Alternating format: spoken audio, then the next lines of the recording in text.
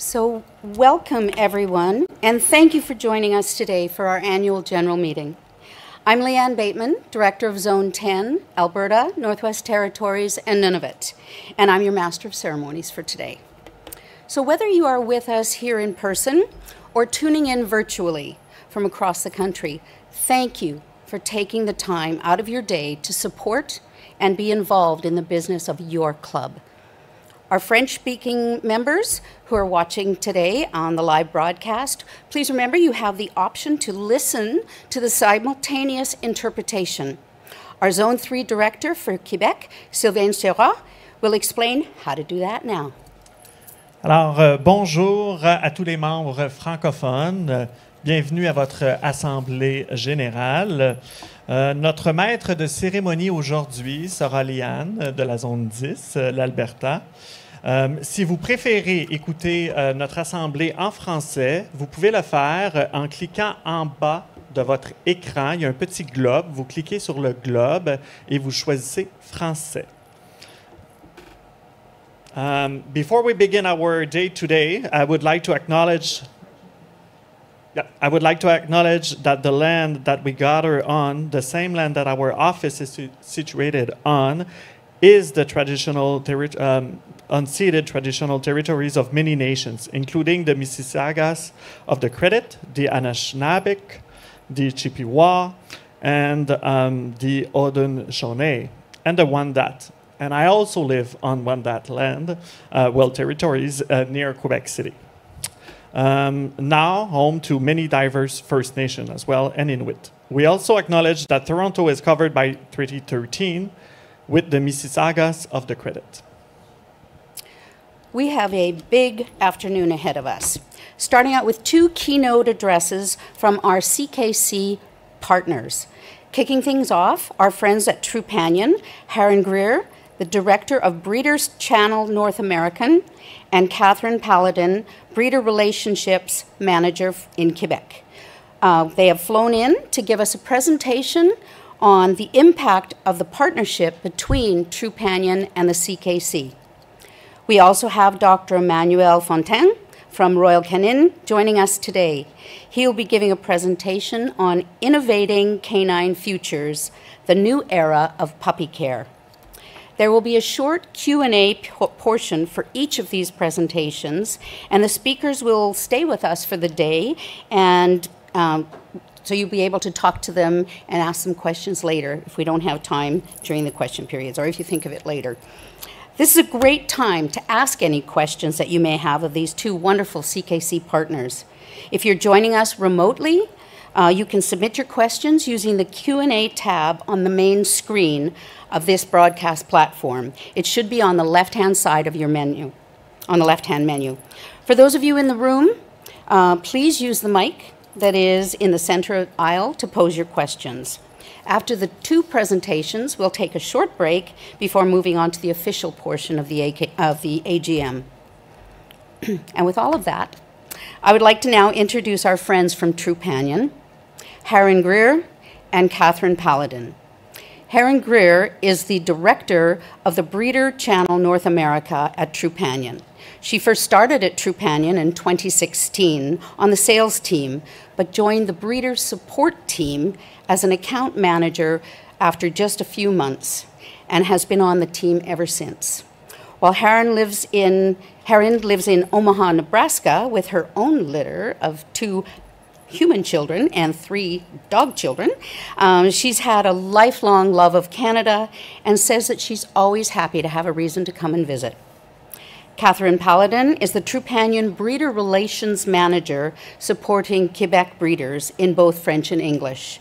She began at Trupanion supporting our French-speaking members in 2020, and she served on a few different teams since then before she joined the breeder support team this past January. Catherine is a native Quebecoise and lives in Montreal. Please come forward, ladies.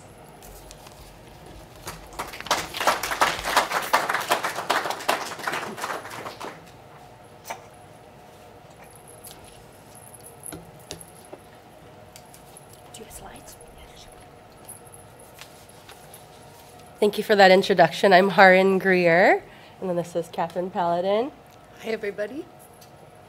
Just up to the side. Let's see, how do we get us? Perfect. And then we can both speak this way. So we're here to speak to the impact of the partnership between Trupanion and the CKC. At Trupanion, we are on a mission to provide loving, responsible pet owners the ability to budget and care for their pets. And then by partnering with the Canadian Kennel Club, we're able to help purebred dogs throughout Canada by introducing owners to get medical insurance for their pets. Our goal is to ensure that owners are never forced to choose between what's best for their pet and what they can afford. We're better together. Thanks to our partnership and driven by our passion for our dogs, we've partnered together for you and your litters to set up your litters for success. Excuse me, I can't see. We've partnered since October of 2022, and what our partnership allows is for CKC breeders to send their litters home with the special Go Home Day offer from Trupanion, as well as expedited access to our breeder support program, which provides enhanced support for our breeder partners. So what sets Trupanion apart is that we are Canada's #1 insurance company for a reason. We strive to set ourselves apart from the following: through no payout limits. There are truly no limits, whether it's $1,000, $10,000, we don't cap coverage. We have vet direct pay, so when you are there at the vet, we have the ability to pay your vet directly. So the owner pays their portion and we pay directly the rest. And we're also available 24/7. We know that pets don't get sick 9 to 5, and so we want to support that. So we are truly there for our pet owners 24/7, 365. So now I'm going to tell you about the Go Home Day offer that we have. So the Go Home Day offer provides 30 days of coverage. There's also waived waiting periods, so coverage starts immediately when you send your litters home. There's no upfront cost for your buyers, and there's also no obligation, so we don't ask for upfront payment information if they want to sign up. So it's completely up to them afterwards. And if you're sending pets to the US, we have Canada and US-wide coverage. And it's also available if they decide to continue the insurance. If people travel with their dogs or their cats, we can support them in the US and in Canada as well. Providing Trupanion's Go Home Day offer to your buyers is integrated into the CKC registration process. So the breeders can sign up the pets through the CKC portal, and it sends a reminder to the buyers when their pets are ready to go home that they can sign up for the Go Home Day offer, and it gives them their unique code as well. So you can submit an entry for each pet in the litter, and that's really it. A super simple process. And so I'll jump back in and we'll talk about Trupanion and the CKC. So since our partnership started in October of 2022, together we've enrolled over 5,100 pets. We have seen over a 58% increase in the activation of the Go Home Day offer that sends those puppies home with coverage on the first day, and over a 45% increase in the pets that have remained with Trupanion and signed up and enrolled. And we saw activations from over 169 breeds, and the #1, if you could guess, would be a golden retriever. Also within the partnership, we have some more fun claims stats. We have claims for more than 1,200 pets during that first month offer period. So little prone puppies, we know you do the best, but they still get into some things, and we've been happy to step in. We've paid out over 323,000 during that first offer period, and then an average of $254 to each owner during that first month offer period. With the pets that have remained with Trupanion, over $2.1 million has been paid in coverage for those CKC pets, and we've been proud to do so. So we do have something that's called an activity report. So it's a very useful document for breeders that we send out. We can send them out by any request, so it can be any time during the year. So it has anonymized, claim data, so you can see what types of claims that we have for your pets. It also has activation and enrollment information, so you can see how many activations were for your offer, and as well as how many people decided to continue the insurance, so the number of enrollments. And by being a part of the program, you also get your dedicated breeder relationship manager, so basically me for Quebec, if you're in Quebec. Or if you speak French, I also help out on the French side as well. And thanks to allowing this partnership between the CKC and Trupanion, you're really able to ensure the impact of your impact to each dog living a long, healthy life. What we have found through our stats is pretty eye-opening and thought-provoking. Most pet parents need to cut off treatment at the $2,000 mark. However, thanks to having Trupanion, we can ease that burden and ensure that there's no financial burden. And pets with Trupanion are twice as likely to live longer than pets without insurance. So if you'd like to get started with our program, you can either give us a call, send us an email, or you can scan the QR code right here and start signing up some pets with us. Okay. With that, thank you so much, everybody. We'll be taking some questions now. Yeah. Thank you very much, Erin. Merci beaucoup, Catherine. Amazing to hear of all the successes and benefits this partnership is bringing to CKC member breeders and their puppy buyers. Just 1.5 years into the partnership. Does anyone have any question for Erin or Catherine? If you are joining us remotely, you can submit your question using the Q&A tab on the main screen of this broadcast platform. It should be in the left-hand menu. For those of you that are in the room, please use the mic located right in the middle of the center aisle. When you are asking your question, please include your name and zone number for our records. You can also pull Erin or Catherine aside throughout the day if you have any specific questions you'd like to discuss with them one-on-one. So any questions online? Do we have any questions? Yep, just come up. And you have the floor. Hi, I'm Tempest Deptouch. I'm from Zone 11. My question was actually on the breeder side. Can the breeders get stats back on the puppies that they have sold and what diseases and issues those puppies, can they be supplied back to that breeder? Thank you. So yes, that is actually a part of the activity reports that we have. So you're going to get like personalized claims data. So you can see what kind of illnesses we have with the puppies, especially the ones that continue the insurance, as well as the ones on the offer period as well.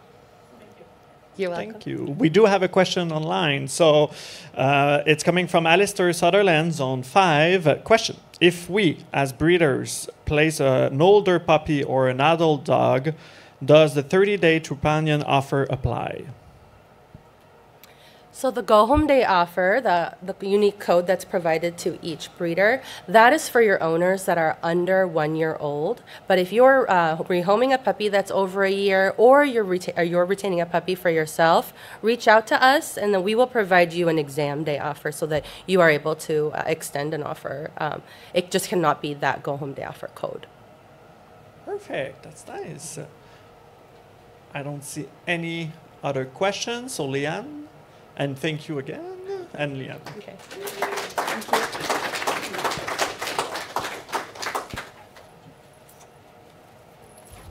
Well, thank you, Erin and Catherine, for that presentation. And thank you to the entire Trupanion team for your support of our members and of the health and well-being of our purebred dogs. I would now like to welcome Dr. Emmanuel Fontaine from Royal Canin for his presentation on Innovating Canine Futures, the New Era of Puppy Care. Dr. Fontaine is a board-certified theriogenologist, which for us lay people means small animal reproduction specialist. He graduated from the Toulouse Veterinary School in 2004 and continued his studies at the Alfred Veterinary School, Paris, as a trainee vet in the domestic carnivore unit of the reproduction department.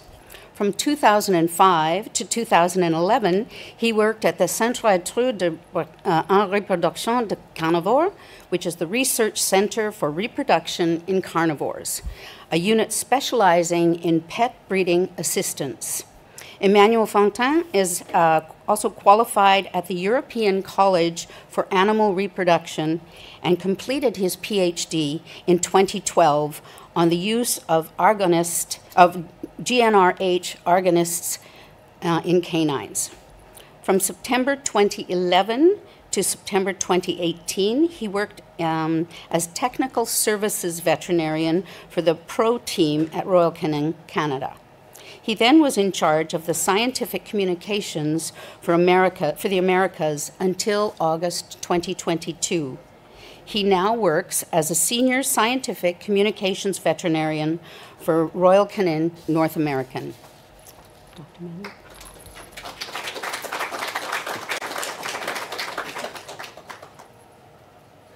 Thank you so much for this kind introduction. Good afternoon, everyone. Bon après-midi à tous ceux qui nous suivent en français. The presentation is all going to be in English, so just so you know. But it's really a pleasure, and I really want to thank the Canadian Kennel Club for giving me this opportunity to give you this presentation this afternoon. It's really a pleasure to be there to discuss about newborn puppies, actually. And you see, when I think of newborn puppies, for me, the way I see it, though, those tiny little lives, you know, they really represent the culmination of meticulous genetic selection, passionate dedication, and on top of that, relentless pursuit of excellence for you guys, dog breeders. And as we start, I really want you to, oh, that's actually my picture. That's interesting. So that's me, in case you didn't know. But as we start, I really want you guys to take a look at this picture and think. Think about the feeling that washes over you every time you lay your eyes on a newborn puppy like that in your kennel. So there might be a surge of joy and happiness, right? Maybe a sense of awe at their cuteness and the potential they might represent. But if we dig deeper, deep down, isn't there also a bit of fear and anxiousness? Because think about it. We know that those tiny little lives, they are fragile. We know how much they depend on their mother, and we know how much they depend on us. So, unfortunately, the reality of this fragility is reflected in really some hard-hitting numbers. Studies tell us that 20% of newborn puppies will not make it through the neonatal period, this period that spans from birth until 3-4 weeks of age. And 30 to 50% of those newborns will actually pass away without exhibiting any clinical symptom whatsoever. Many times, you won't see it coming. You'll only find out when it's too late. And on top of that, when we try to understand what had happened, when we try to find the cause of the problem, in 80% of those situations, we will find no answer. So this is kind of the grim reality we are dealing with here. Many newborn puppies might not make it. It might be difficult to detect some complicated cases. And very often, we find no answer. But if I'm here today it's also to tell you that in the last few years, in the last decade actually, in this field of veterinary medicine, we made tremendous progress. And the way I see it, there is really kind of a new light at the end of this tunnel. And today, I want to share with you 4 significant achievements that, in my opinion, in this field, are already changing the game. And the very first thing I want to discuss here is about something we call microbiome medicine. So I'm sure you guys have heard about this term, microbiome. Microbiome is all about those bacteria that we have, this community of organisms. Actually, it's not only bacteria, it's bacteria, viruses, parasites that are living within an organism. And something we know is that when newborn puppies are born, their microbiome is still maturing. It is in a state of what we call dysbiosis. It just means imbalance. And it is going to progressively mature. And the maturation of this microbiome is going to play a critical role on short-term and long-term health. Because it has been proven that the microbiome, especially the gut microbiome, in puppies and dogs, is going to play a role on immunity development, on protection against pathogens. It even influences mood and behavior. So all of that to say that microbiome medicine is crucial, and it really starts during the neonatal period. And the good news is today, we have different strategies that you can leverage within your kennel to help optimize this specific aspect. And we really have 3 strategies here. And the very first one relies on the use of something we call probiotics. So I'm sure you're familiar with probiotics. We often call them good bacteria, you know. And those good bacteria, very often we think that we see them as something we will use when a dog is dealing with diarrhea, you know. But recently, there have been several publications on the use of probiotics during gestation of the mother. And that's actually super interesting in my opinion, because we know as a fact that the microbiome of your newborn puppies come from their mother. And the way you do, everything you do to optimize the microbiome of those puppies during gestation is going to bring some benefits to the health of those newborns. And when it comes to probiotics, as I said, there have been several studies showing that when you supplement the mothers during gestation with probiotics, you can decrease the incidence of certain type of diarrhea in puppies later on. But there is one that really caught my attention recently. This one here. Saccharomyces boulardii I-1079. Yeah, that's a pretty cool name, right? But when I saw this one, it was actually in a paper that was published less than a year ago. They actually supplemented female dogs from day 28 of gestation until parturition. Actually, they even continued afterwards.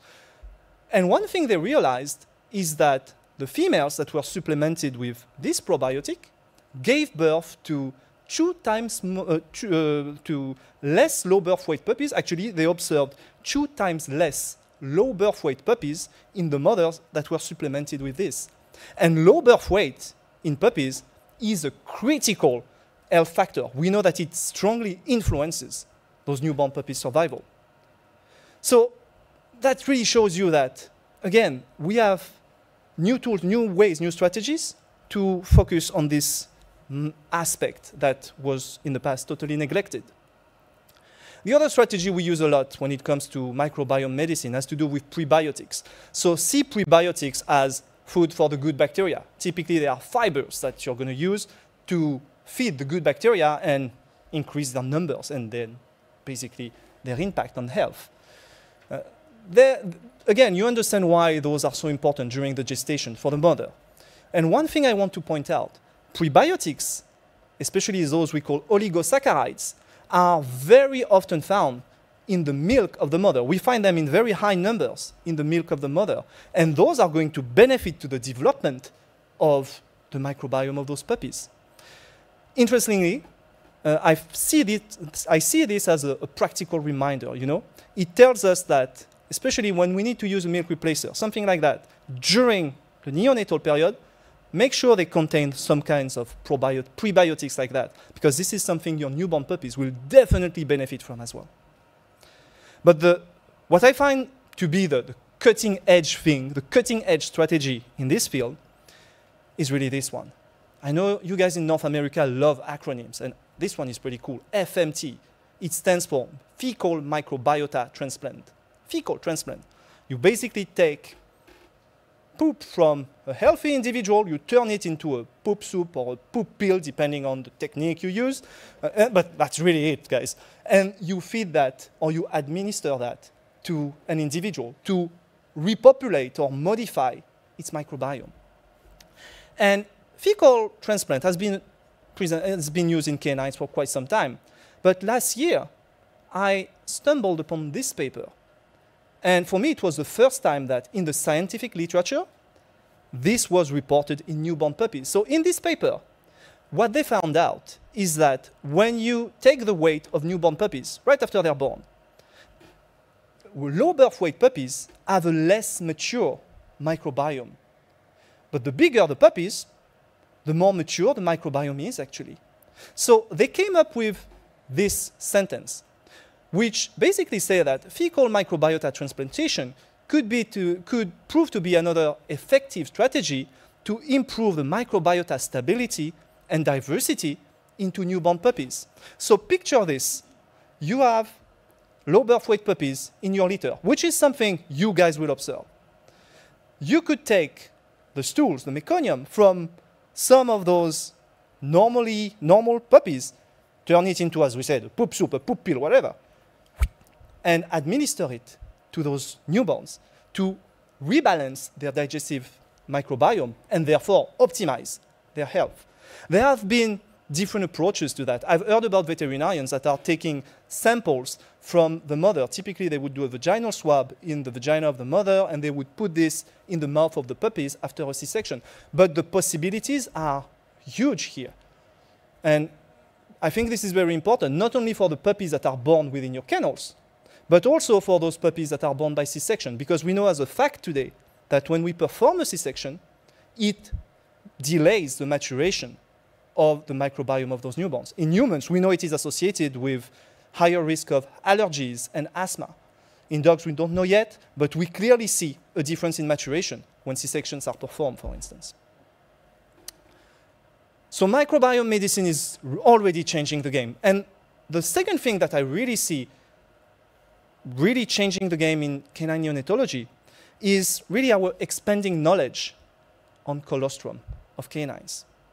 So colostrum, first milk of the mother that is going to provide those newborn puppies with immunity. I'm sure you guys have heard that a lot, but there's much more to it.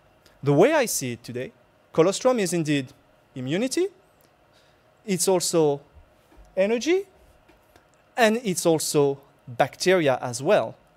So I think this is a very simplified equation, but this is something I want you guys to remember, because in the past we used to say colostrum is only about immunity. It's much more than that. It provides this energy boost those newborns require right after birth. It provides tons of bacteria that are actually going to populate the digestive tract of those newborns and help participate in the development of their microbiome. So colostrum is a superfood, no doubt about that. On top of that, it contains enzymes, etc. And we know as a fact that newborn puppies must receive the colostrum. We have tons of studies that today are showing that if they do not receive the colostrum, the neonatal mortality rate increases significantly. We also know that even if they nurse on the mother right after birth, 20% of those newborns do not receive enough colostrum, so to speak.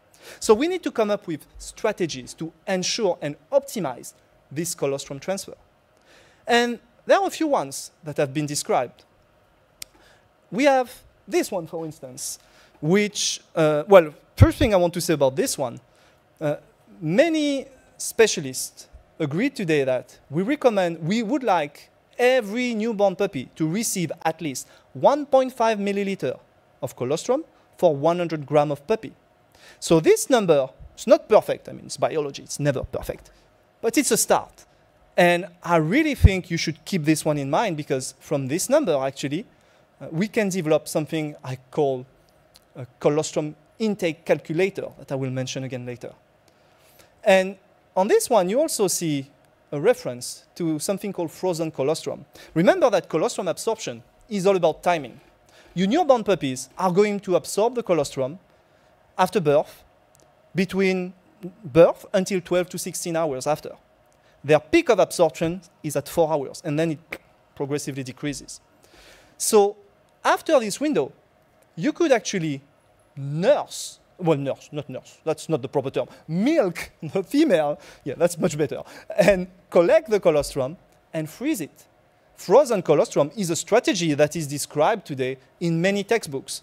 Typically, you want to have enough, obviously the bigger the female, the easier it is to collect, and you can put this in vials, store it in the freezer at minus 20 degrees Celsius, and keep it for up to a year, and use it if needed. So that's really something we encourage people to think about today. And obviously, the bigger the female, the easier it is. A pro tip here, if you have a female that is doing a pseudo-gestation, a pseudo-pregnancy, be aware that the milk, the first milk she's going to produce, is equivalent quality to a normal colostrum. So that could be something that will help. And a pro tip I forgot to mention, remember to rotate the newborn puppies on this colostrum. On the mother, rotate them on the mammary glands, because we know that the concentration of the different nutrients in the colostrum varies significantly from one mammary gland to the other. So that can really help. And as I mentioned earlier, I found, well, this doesn't help that your screen back there totally shut down, but that's okay. The one thing I wanted to mention, so if you cannot nurse the mother, if you cannot milk the mother, I don't know why I want to nurse the mother. There must be a problem there.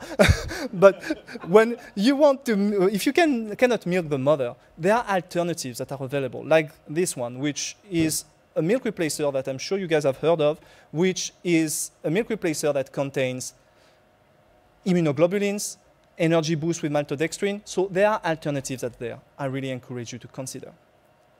And this is a technique I really think that is simple, that you can leverage within your kennels. Wait, suckle, wait. When your newborn puppy is born, wait the newborn. Then let them suckle so they can receive the colostrum. And then wait them again. Remember the 1.5 ml for 100 grams of puppy? You can actually use that to ensure that they received enough colostrum. And if you guys like math, I created a colostrum intake calculator that I'm more than happy to share with you guys afterwards. The third point is everything related to monitoring techniques.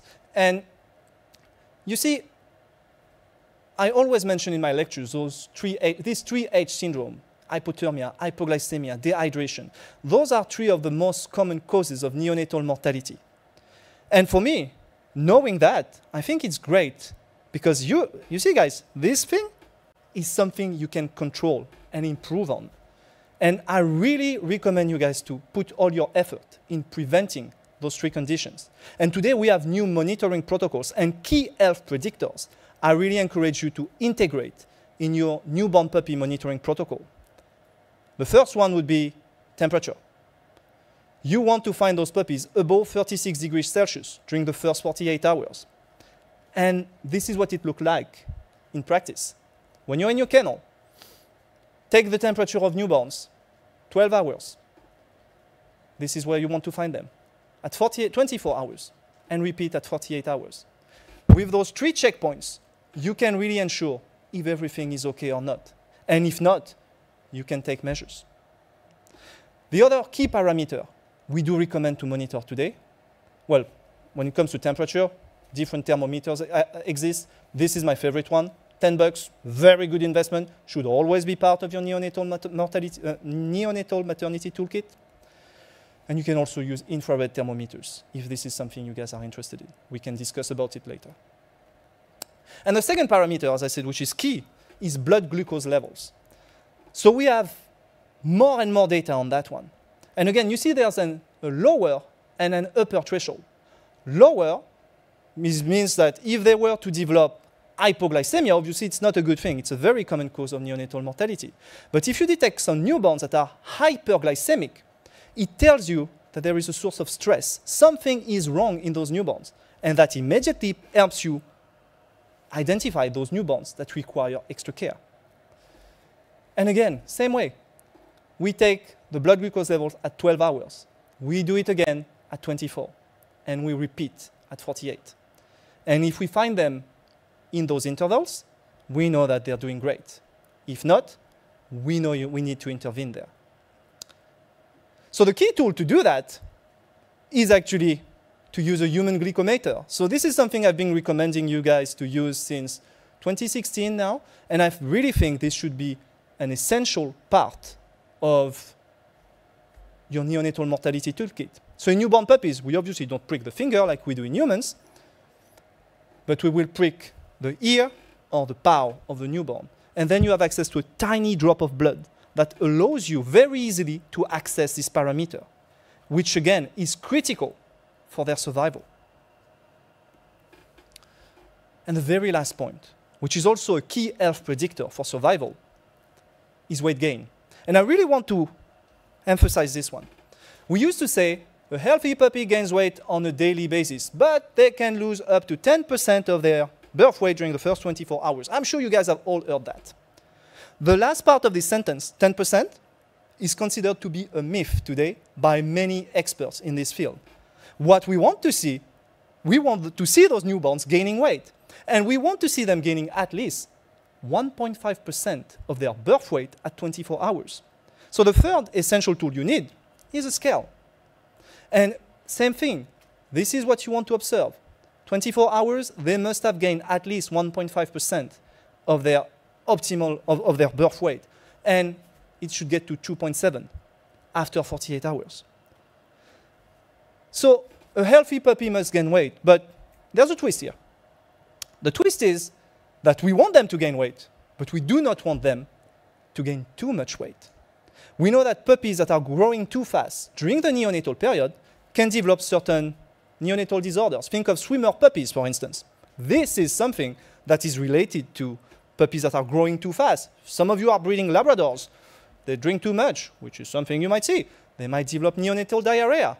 So we want to monitor and ensure they're growing enough, but not too much. And the game changer here, in my opinion, are those neonatal growth charts that have been released in canine veterinary medicine. Those charts are based on the charts we use in humans for those ones that were created by the World Health Organization. It's the exact same method that was used there. And those tools are today available in a software named Royal Star that some of you might have heard about. Those tools are also available in a booklet that was released not so long ago that we're more than happy to share with everybody who is interested. But for me, those charts are really game changers. Because in the past, we used to say, we want those newborns to grow as healthy as possible. But that was very qualitative. That was very abstract, in my opinion. Today, we have a quantitative way to approach that. I was in Hong Kong at the beginning of the year, and one of my colleagues there told me that in Hong Kong, it is mandatory for every human kid to be tracked by those growth charts because they found a parallel between better health in those newborns if they were properly monitored. That's actually what has been proven by everybody in human medicine. Now we have those tools available in veterinary medicine as well. So I really encourage you to give it a try because, again, in the past we were very approximative. Today we have better tools to achieve that better. And with those growth charts, obviously, if they are losing weight, we want to give them more. That will help, obviously. If they're growing too fast, there's not yet any clear-cut strategy. The way I see it, when they grow too fast, I like to go back to a milk replacer because it allows me to control their nutritional intake. But again, we are at the beginning of something here. And I'm sure in the coming years, we'll see more and more strategies there. So here we are, back to this picture of a newborn puppy that we saw at the very beginning. It's still cute, right? Still adorable. still fragile as well. And maybe one might think, you know, nothing has changed. But in those 20-ish minutes, I hope that you guys have changed. I hope that you, with the knowledge that we shared today, you realize that there are many things that can be done to enhance their neonatal health. As I said, we have new tools, new protocols, new strategies, and all of those, you guys can already leverage them in your kennels. Something I often say when I lecture about this topic, an ounce of prevention is worth a pound of cure. And I think that should be our guiding principle when it comes to neonatal health. And you see, guys, what I shared with you today, it's quite simple, to be honest. It's no rocket science, no magical drug. And yet, I can promise you, it is impactful, it is powerful, and those are things any of you can implement within your kennels. And as we close, I'd like to leave you with this quote from the World Health Organization. If we change the beginning of the story, we can change the whole story. This is what they say when it comes to human neonatal care. And I believe this to be true in newborn puppies as well. And the great thing is, guys, you see that? You have this power in your hands. And with the knowledge we shared today, I hope you feel more confident and better prepared to tackle all the challenges ahead. Thank you very much.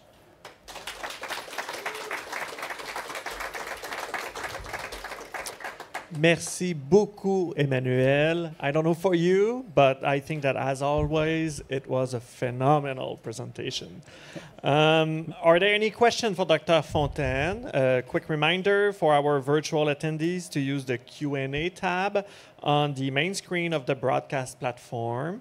And for those in the room, please come up to the mic and ask Dr. Fontaine your question. Dr. Fontaine will be also around throughout the day. So if you rather pick up his brain one-on-one, you can certainly do that. So we have someone in front. So yeah. Good afternoon. Merci beaucoup d'être là. Your name and zone. My name is my name. Hello, Denis Gros-Louis, Zone 3.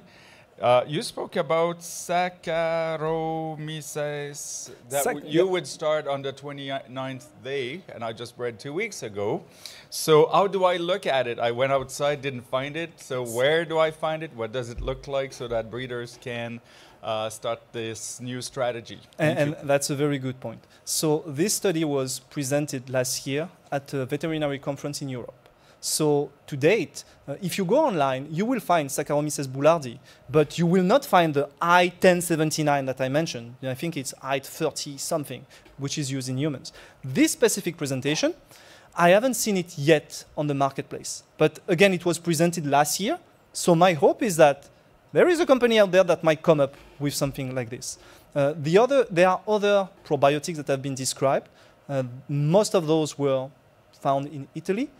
So those are presentations in Italy. So today, for this one, especially because we know that the effect of a probiotic really depends on the strain you're using, it's not yet available.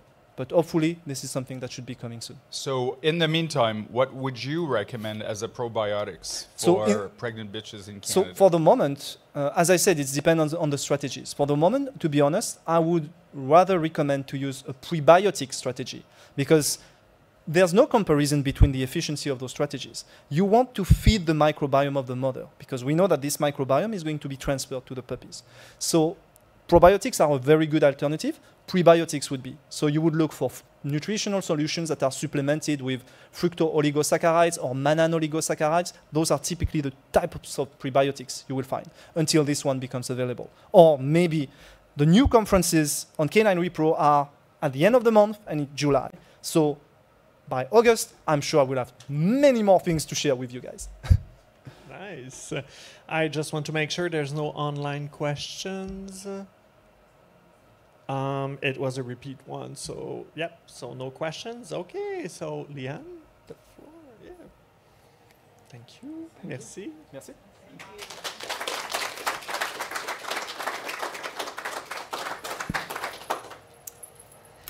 Well, a big thank you again, Dr. Emmanuel. Your presentation today, all of the live webinars that you host with CKC, the educational courses on Royal Canon's Canine Academy, and the videos on YouTube are all integral resources that our member breeders can use, and you support them in the preservation of our chosen breeds. So thank you very much again. To all of our presenters. Okay, with all of that great new information for us to digest from our partners Trupanion and Royal Canin, we'll now take a little break. If you're with us in person, there's tea and coffee at the side of the room there, and we won't be taking a break once the AGM starts, so it's time to get up and stretch your legs and have a little chat. And for those of you at home listening in virtually, go ahead and let your dogs out for a little bio break and get yourself a little bit of refreshment, and we'll see you back here at 1:15 Toronto time. Good afternoon. I'm Corinne Walker, Chair of the Board of Directors, and today it is my pleasure to call the 2024 Canadian Kennel Club Annual General Meeting to order. I'd like to thank Leanne Bateman here for standing in for Mark Rolski, who is unable to be with us today. He was going to be my MC. Today's AGM will last approximately 3 hours and 15 minutes, but it may be shorter depending on how many questions you guys have in the Q&A period. Before we get into the business of our meeting, though, our moderator, Sylvain, and our MC, Leanne, will go over a few housekeeping items. Sylvain. Merci Corinne. Alors, pour les membres francophones qui viennent de se joindre à nous ou qui n'ont pas encore choisi l'option en français, voici comment faire pour écouter l'Assemblée générale en français. Alors, vous regardez à l'écran, en bas de l'écran, vers la droite, il y a un petit globe. Vous cliquez sur le globe et vous pouvez choisir la langue en français. Now to you. Okay. For in-person attendees, you will have received a copy of the supporting materials for today's meeting when you registered at the door. For our virtual attendees, you can access the materials by logging onto CKC's online portal under Resources and then AGM Documents. If you are participating virtually and have questions related to the items under discussion, please use the Q&A tab that we've told you before is on the left-hand menu of the main screen. Members who have joined us in person will have the opportunity to step up to the mic once we have started the Q&A session. This meeting is being recorded and will be shared with members in a few weeks. And I'll now turn the mic back to Corinne. Hey. Thank you. Thank you, Leanne. As I mentioned, I'm Corinne Walker. I have the honor of representing the members in Zone 8, Manitoba, and I'm also the chair of the board of directors. Joining me at the head table today are your board of directors and our executive directors. I now ask the head table to introduce themselves, starting on my left with Sylvain. Merci. Alors, Sylvain Serrois, Zone 3, le Québec. Et je voudrais prendre le temps de remercier tous les membres de la Zone 3 qui sont présents avec nous aujourd'hui, virtuellement et aussi en présence. Alors, merci d'être à votre Assemblée générale. Good morning to British Columbia. Good afternoon to Ontario. I am Tempest Deptouch. I'm from Zone 11, which is BC Southwest, covering Vancouver Island, the Sunshine Coast, and the Lower Mainland. Welcome everybody from my zone and all those members from across the country to our AGM. Hello, my name is Valerie Bandis. I represent Zone 9, Saskatchewan. Just want to welcome everybody here that's virtual and in person. I'm very happy to be attending my first meeting here as a board member. In addition, I'd like to thank the CKC staff for organizing this AGM today. There's a lot of work that goes into getting this put together, and we appreciate it. Thank you. And hello again, I'm Leanne Bateman, the Director for Zone 10. Director for Zone 10, which is Alberta, Northwest Territories, and Nunavut. Thank you all the members in Zone 10 who have joined us virtually, and welcome all members across Canada. We're really glad you're with us. Thank you. My name is Bob Whitney. For those that don't know me, they won't be in the room. I represent the great zone of Zone 5. Yay. One person. Which includes the capital of the country, Eastern Ontario. Welcome. Hi, my name is Janice Kivamaki. I'm the director for Zone 1, Nova Scotia, Newfoundland. I'm excited to be at my first ever AGM, and welcome to all my members that are online. Good day, Tina Sanford from... Move the mic. Good day, Tina Sanford, Director of Zone 2, New Brunswick and Prince Edward Island. I'd like to shout out to the members in my area that are attending as well as those across the country. Thank you for being here. Thank you, guys. In addition to these fine people, I have Peter Scott, Director for Zone 6, Ontario West, Wayne Davidson, Director for Zone 12, BC Interior and Yukon, Ramona Bauer, Zone 4, Ontario North, and Mark Rolski, Zone 7, Ontario Central, that are joining us virtually. I'd like to also introduce our Audit Committee Chairperson, Melanie Towell. Can you just stand up for a second, please?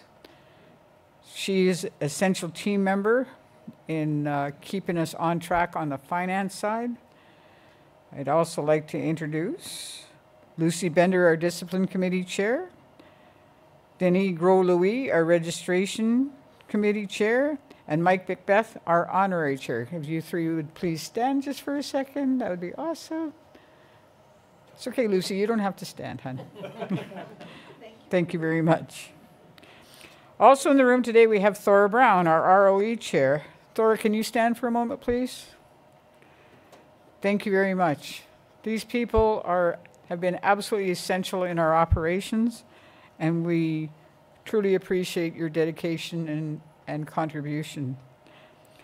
I'd like to welcome all of our members who are attending today, whether person or virtually. As CKC is your club, we, the Board of Directors, value and appreciate all your participation in today's meeting.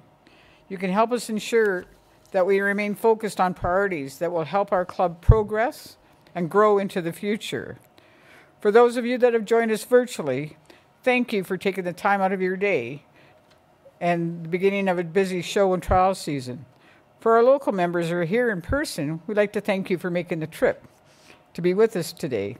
It's not often that we get to host our members at the CKC headquarters in Etobicoke, Ontario, so a very warm welcome to all of you. As a club that is built on its members and contributions, we're grateful for the time, energy, and passion that all CKC members bring to this important community. The purebred dog community is one that allows us to pursue our passion for purebred dogs in competition while developing long-lasting friendships.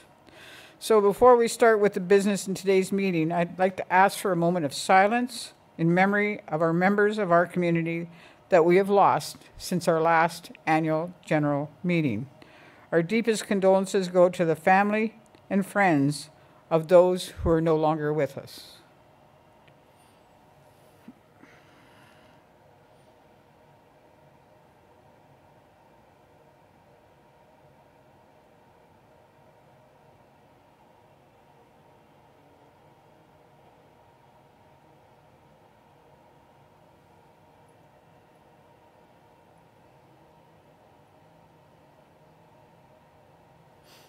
Thank you.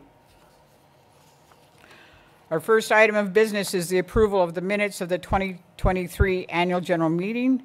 These minutes have been reviewed by the board and were previously posted for the membership on the website.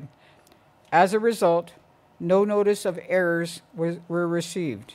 So, for those members who are in the room with us today, I'm going to ask you to vote on the following motion by please raising your hands. The motion is, it has been moved by Tempest Deptush and seconded by Leanne Bateman that the minutes of the 2023 Annual General Meeting held on June 11th, 2022 be adopted as circulated. If you are a member of the Canadian Kennel Club, please raise your hand if you're in support of this motion.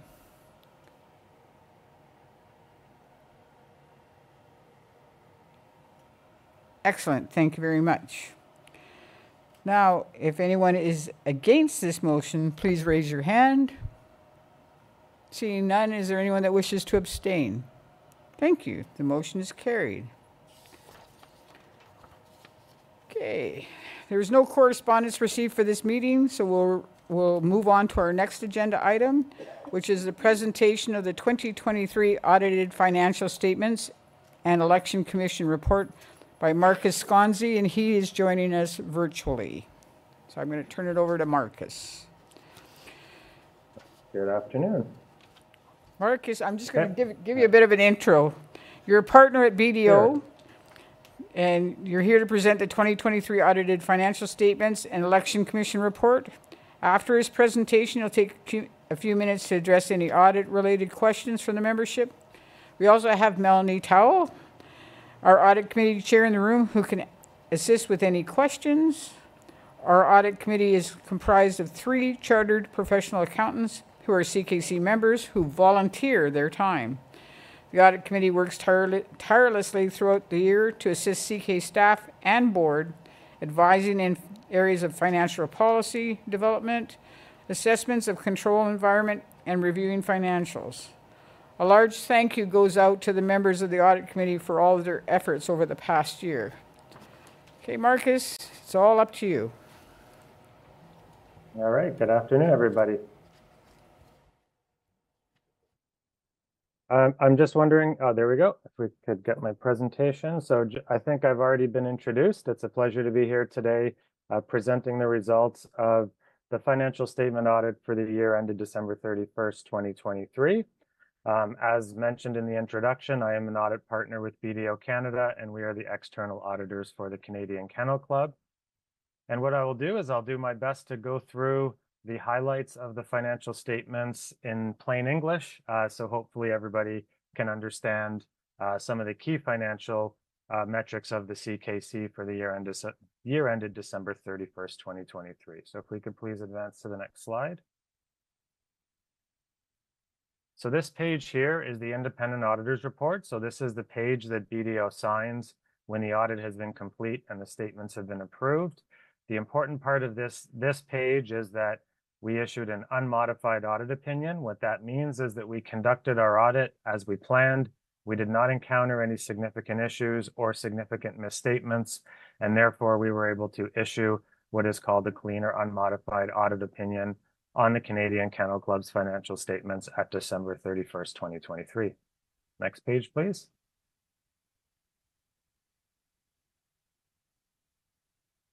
So this page is the statement of financial position. So what this shows you is a summary of the various assets and liabilities that CKC had at December 31st, 2023, with comparative figures for December 31st, 2022. Those comparative figures provide context in order to enable you to evaluate trends from year to year.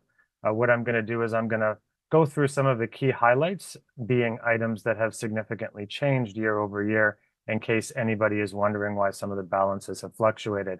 So firstly, before doing that, it's always good to point out a very strong liquid cash position of just over $3 million.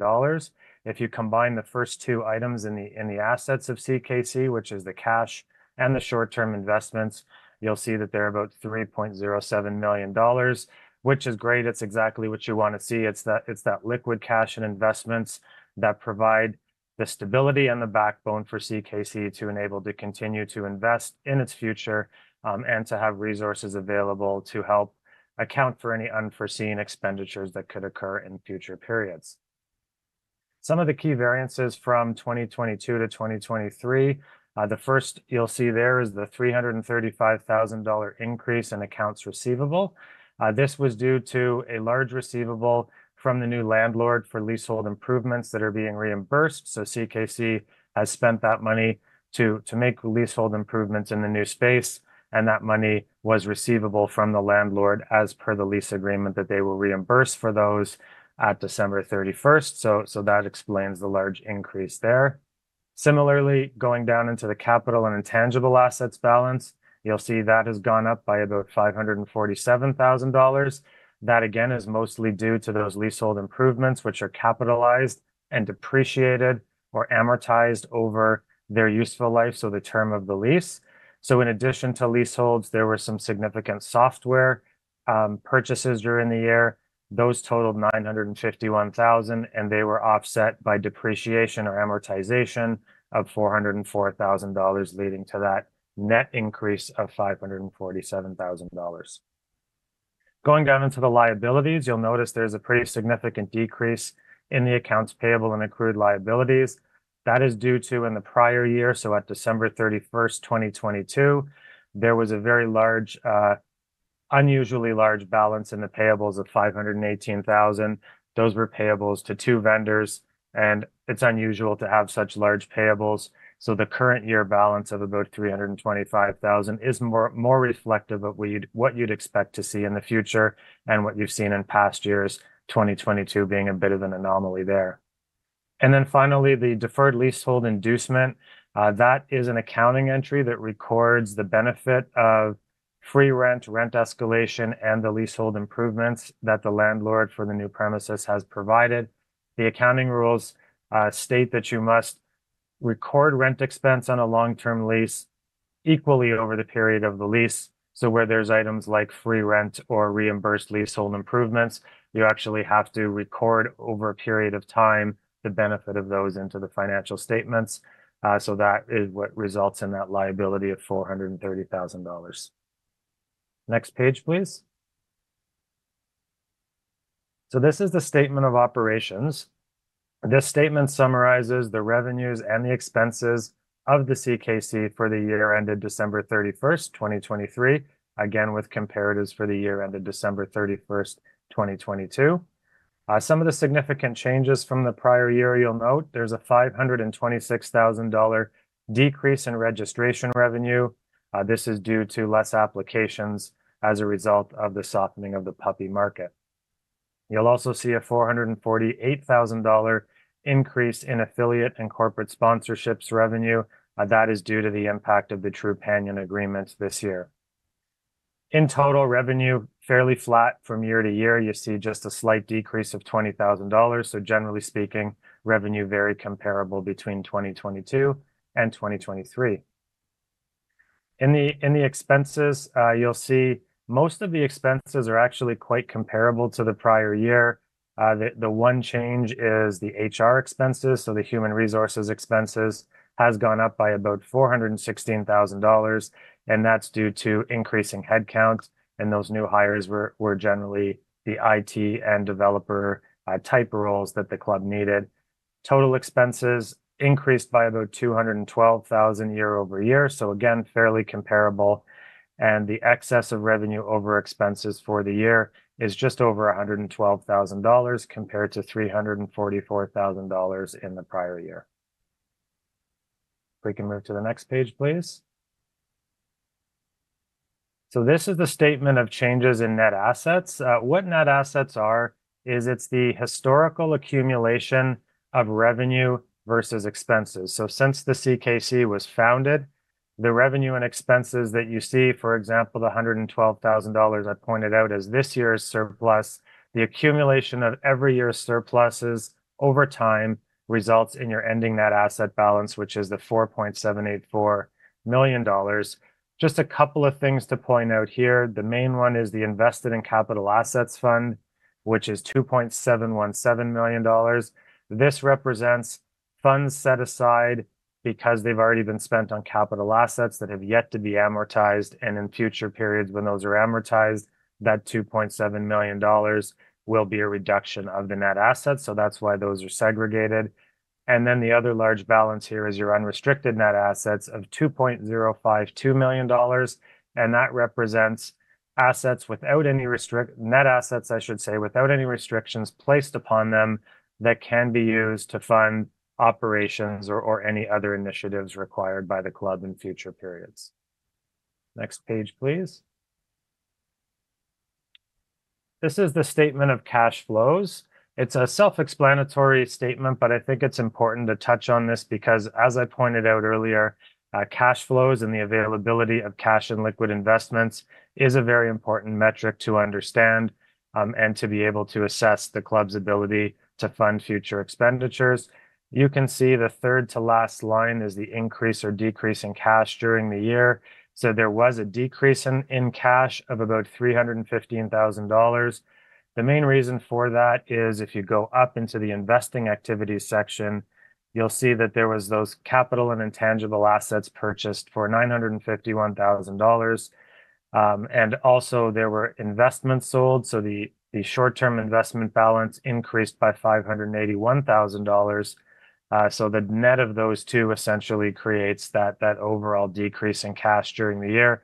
Again, anytime you're purchasing capital assets, it requires cash to do so, and that explains the decrease in cash during the year, resulting in the $480,000 balance at the end of the year. Next slide, please. So this next slide, there's nothing of significance to point out in terms of the notes to the financial statements. Just wanted to walk you through at a high level what these notes are. First, they provide important context for the financial statements. So some of the balances that I just went through with you, the notes provide details for those balances to help you understand what is comprised of certain balances within those financial statements, as well as some of the related terms on those balances. And note 1 of the financial statements is the basis of accounting. So this summarizes the accounting policies that CKC follows within the financial statements.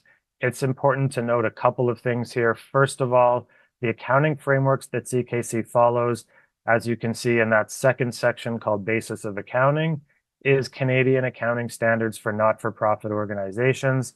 This is the set of rules that all not-for-profit organizations in Canada follow that dictate how transactions are recorded in your financial statements. And in some cases, there is subjectivity, so there is choice in how you may account for certain balances. And that is why these accounting policies are listed here, so that you can understand those choices that management has made in recording transactions within the financial statements, and therefore giving you much needed context for some of the balances that I just went through. Next slide, please. So that is the conclusion of the financial statement presentation. And of course, at the end of my presentation, I can certainly answer questions on that, as well as the Election Commission report. So just a reminder, as per CKC's bylaws, the external auditor is appointed the Election Commissioner. And as a result, I'm also here presenting the results of last year's election and referendum, which was held in the fall of 2023. So if you could please advance to the next slide, where we're going to summarize some of the key results of the election and referendum. So firstly, as I said, there's two components to this. First is the election of the Board of Directors for the 2024 through 2026 election term.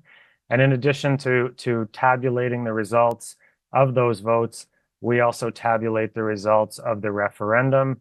And you can see there's three key highlights to point out from the referendum process. Firstly, there was one new breed introduced during the year as a result of the referendum. 31% of members voted for this, with 95% being in favor, resulting in passing the new breed during the year. As well, there was 10 separate proposed bylaw amendments that were passed, and 51 rules of eligibility that were passed during the referendum process.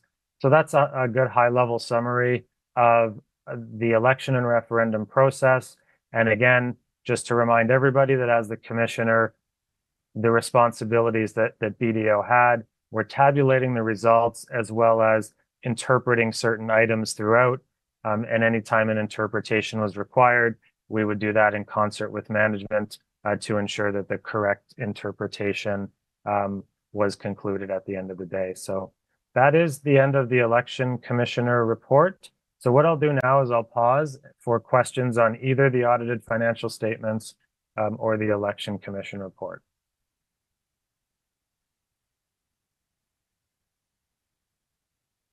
OK, before we go into questions, pour le monde à la maison, si vous avez des questions, vous pouvez les poser sur le Q&A. For those that are at virtually, you can ask them through the Q&A section. Right now, I do not have any questions. And online, No. So thank you, Marcus. I turn the mic back over to Corinne to deliver her chair's report.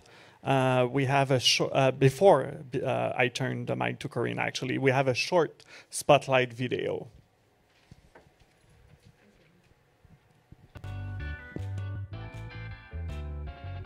Abby Fallis has been in the dog fancy for quite some time, very active with purebred Siberian Huskies and Labrador Retrievers, competing in both conformation and performance. She ran her dogs competitively as well as in various sled dog disciplines. What spotlights Abby for me is that she started putting on harness pulling clinics 2 years ago to help people do fun pulling activities with their dogs safely. She established North Runner Elite Canine to help spread the education and awareness that any dog can pull with the right fitting equipment and the right positive paws forward. They are very popular clinics, and it's helped engage and encourage newcomers to recreational dog pulling sports in Ontario.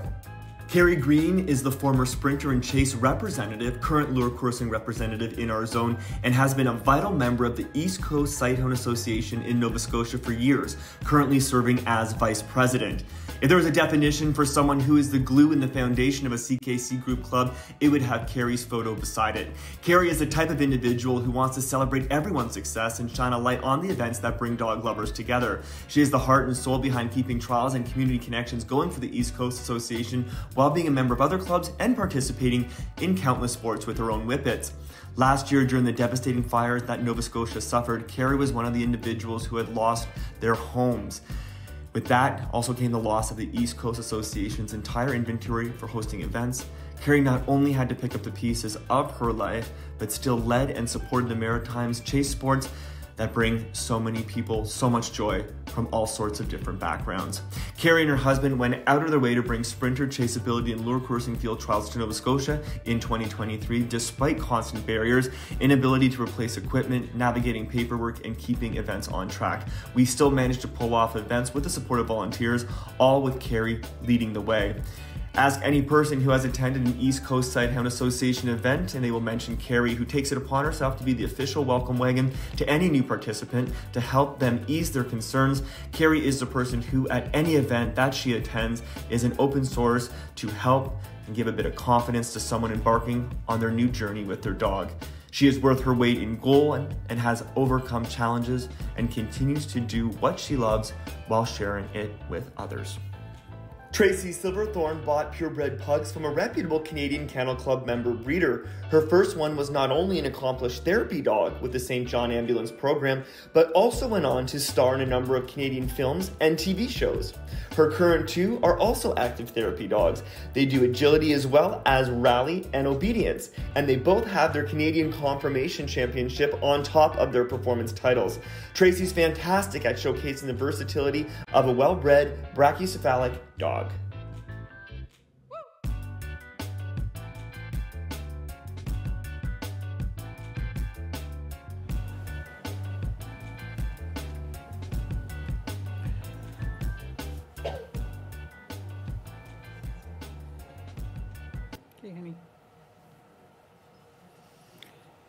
Good afternoon, CKC members. When I reflect on 2023, I'm pleased at how positive a year it was for CKC and all of our members. First of all, it was the first full year that our community was able to go back to the many things that we have taken for granted prior to the pandemic. With a record 3,771 events, we saw a staggering 240,000 participants across all of our shows and trials, including conformation, field trials, obedience, herding, and many other disciplines. This was 40,000 more entries than we had in 2019, before the pandemic. We also had the fourth year in a row where our membership increased. In 2023, we had over 19,500 members. In addition to a growing membership, the Canadian Kennel Club continues to operate more efficiently and effectively, while careful management of finances ensures we remain financially stable. 2023 provided us with additional highlights, including the hosting of our 2023 AGM in Kelowna, where we were warmly welcomed by local members. We held an election that came with an increased voter turnout. 7 new board members were elected. 10 bylaw amendments were passed, and 51 rules of eligibility were approved. We also welcomed the dog de Bordeaux as a fully recognized breed, with 95% of those voting in support. While not part of our referendum, we also added 2 breeds to our miscellaneous list, the Appenzeller Sennenhund and the Bergamasco Shepherd Dog. I would like now to personally thank our previous term board members who wrapped up their term of service in December.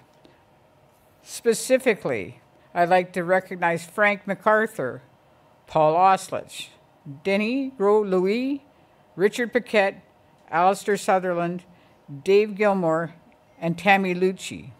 Your commitment and contributions to the CKC are appreciated and made a positive impact on the work of our club. Thank you for having the passion to sit through hours of Zoom meetings, read hundreds of pages of meeting materials, and stay current on complex and ever-changing issues. Thank you, Jeff. To our volunteers, committee, and council members, thank you. You are member volunteers who donate your time, energy, and enthusiasm over the last term. Without your dedication, we could not have accomplished as much as we did.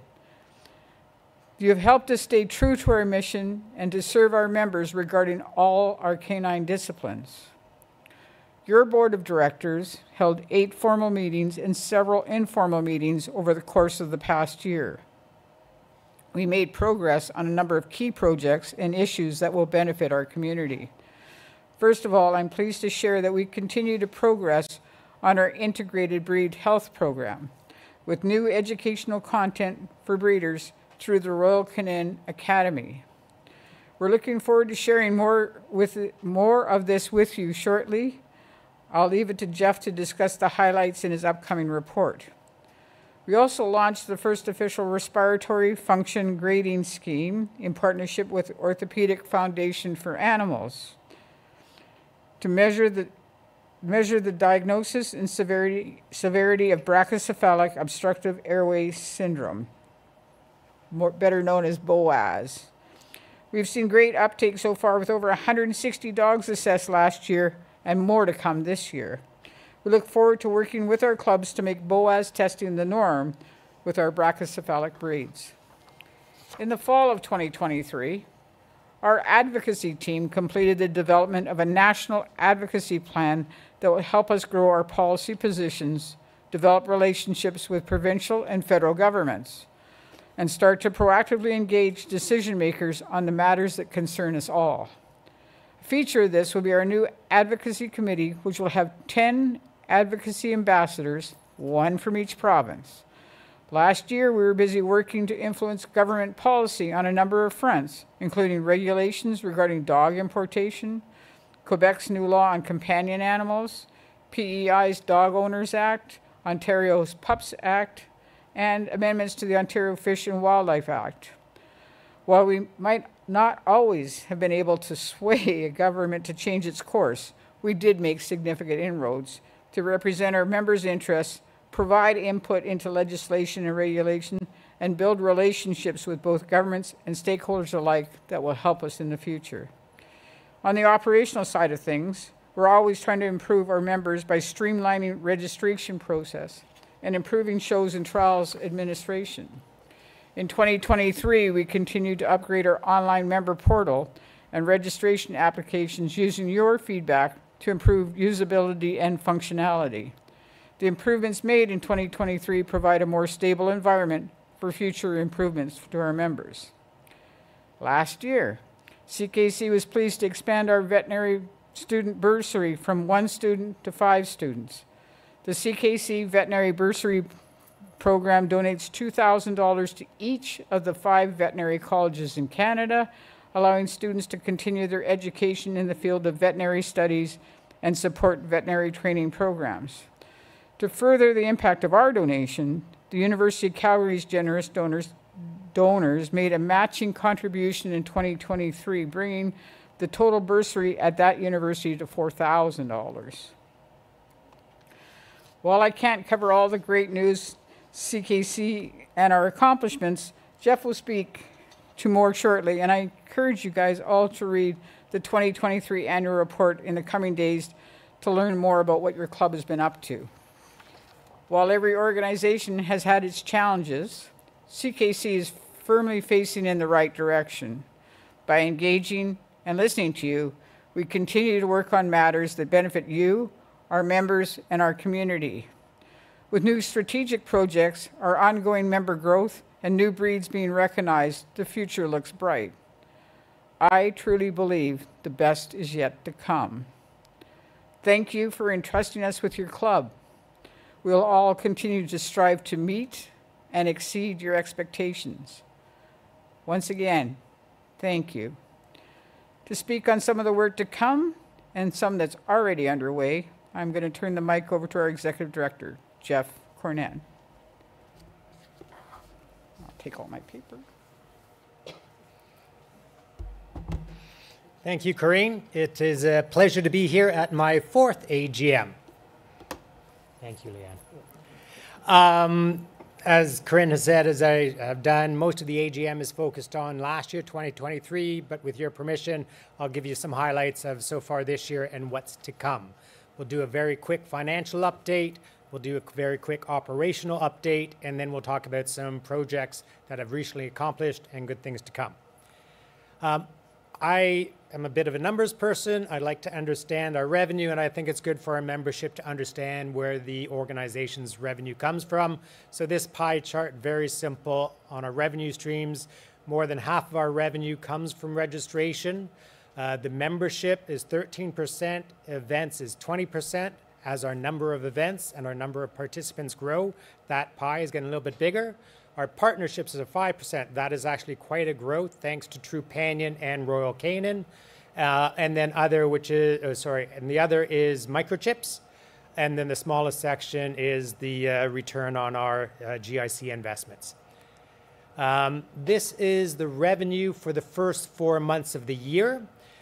Two big stories here on the revenue side. The first one, you'll see that the registration revenue is down by $220,000 from where we expected it to be according to our budget.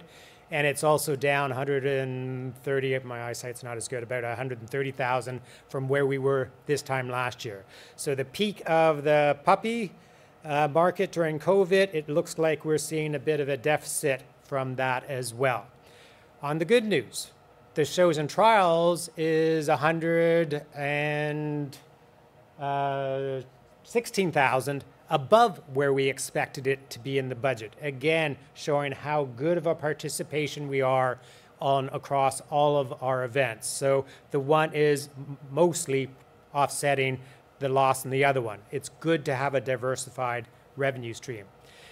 The management team realized that we're having a problem with the registrations very early on, and therefore we were very conscious about our expense spending and got the pencils out and actually started to cut planned expenses such that we've already cut $186,000 of expenses in the first 4 months, which at the end of the day means 4 months into the year, we're actually $52,000 better than we thought we would be at this time. And in fact, we're also better than where we were this time last year because of that adjustment. So all in all, a very good revenue story despite the registration challenges. And we have now done 2 full-year reforecasts, and we continue with the audit committee to make sure that we monitor our finances closely.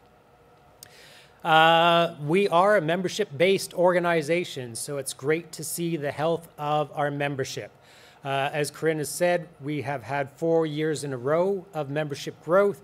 We're at 19,500, which is where we ended last year. And our pace for the membership renewal campaign this year is right on track with last year's numbers, which is a good sign. And not every member returns for a variety of reasons, which is why we like to put that new membership chart at the bottom. Already 4 months into the year, we've welcomed 1,500 new members to the CKC, so it's nice to see that growth. Apologize for maybe the size of this chart. Hopefully those online can see it a little bit better. But very quickly, the blue line is the number of incoming dog applications. So you can see for the last this goes back to January 2022, some really good numbers, and then you can see the drop over the last 4 or 5 months. The gray line is the other line. This is a good news story. These are the open applications at the end of every week. And you can see that at the beginning of 2022, we had 4,000 or 5,000 applications that we were working on. Because of our processing of those applications have turned over so quickly, the talent of the team under Sherry and Jay to process that, plus the new systems, we now at any given time have only about 1,500 applications being processed, and the turnaround is very quickly. And I will say, of the 1,500 that are open at any given time, about 70% are sitting with our members. We're waiting for payment, we're waiting for consents, we're waiting for any other completed application. Basically, our turnover rate on applications is much faster and better than it has ever been. This colorful line shows the success on the event side. So each colored line is each year dating back to 2019 and the number of events per month. So you can see at the beginning of the curves, January, very few events, December, very few events, and then as we get into event season, things peak in the summertime. The dotted lines, I dotted them, those are the COVID years. We don't talk about those anymore. I don't know what color green that is. That's an ugly color green, but it's the thick line that's at the top. That's this year's events that have been approved by the event team. It's gold. It's golden, yes. So we're now north of 4,100 events that have already been approved for this year. That's almost 400 more than last year, and last year was more than the year before, and the year before was better than the 2019 pre-pandemic years. And this is what it looks like from an entries perspective. So we didn't include the COVID years. The first set of green bars, or the green bar, is confirmation entries. The blue bar is the performance event entries. So you can see we are still dominated with confirmation and the number of people who go to confirmation. The first set of bars is 2019 pre-COVID. The middle set of bars is 2022. And the last set of bars is 2023. As Corinne has said, 240,000 people attended our events last year. 40,000 more than pre-COVID. About half that number, 20,000, is growth in confirmation.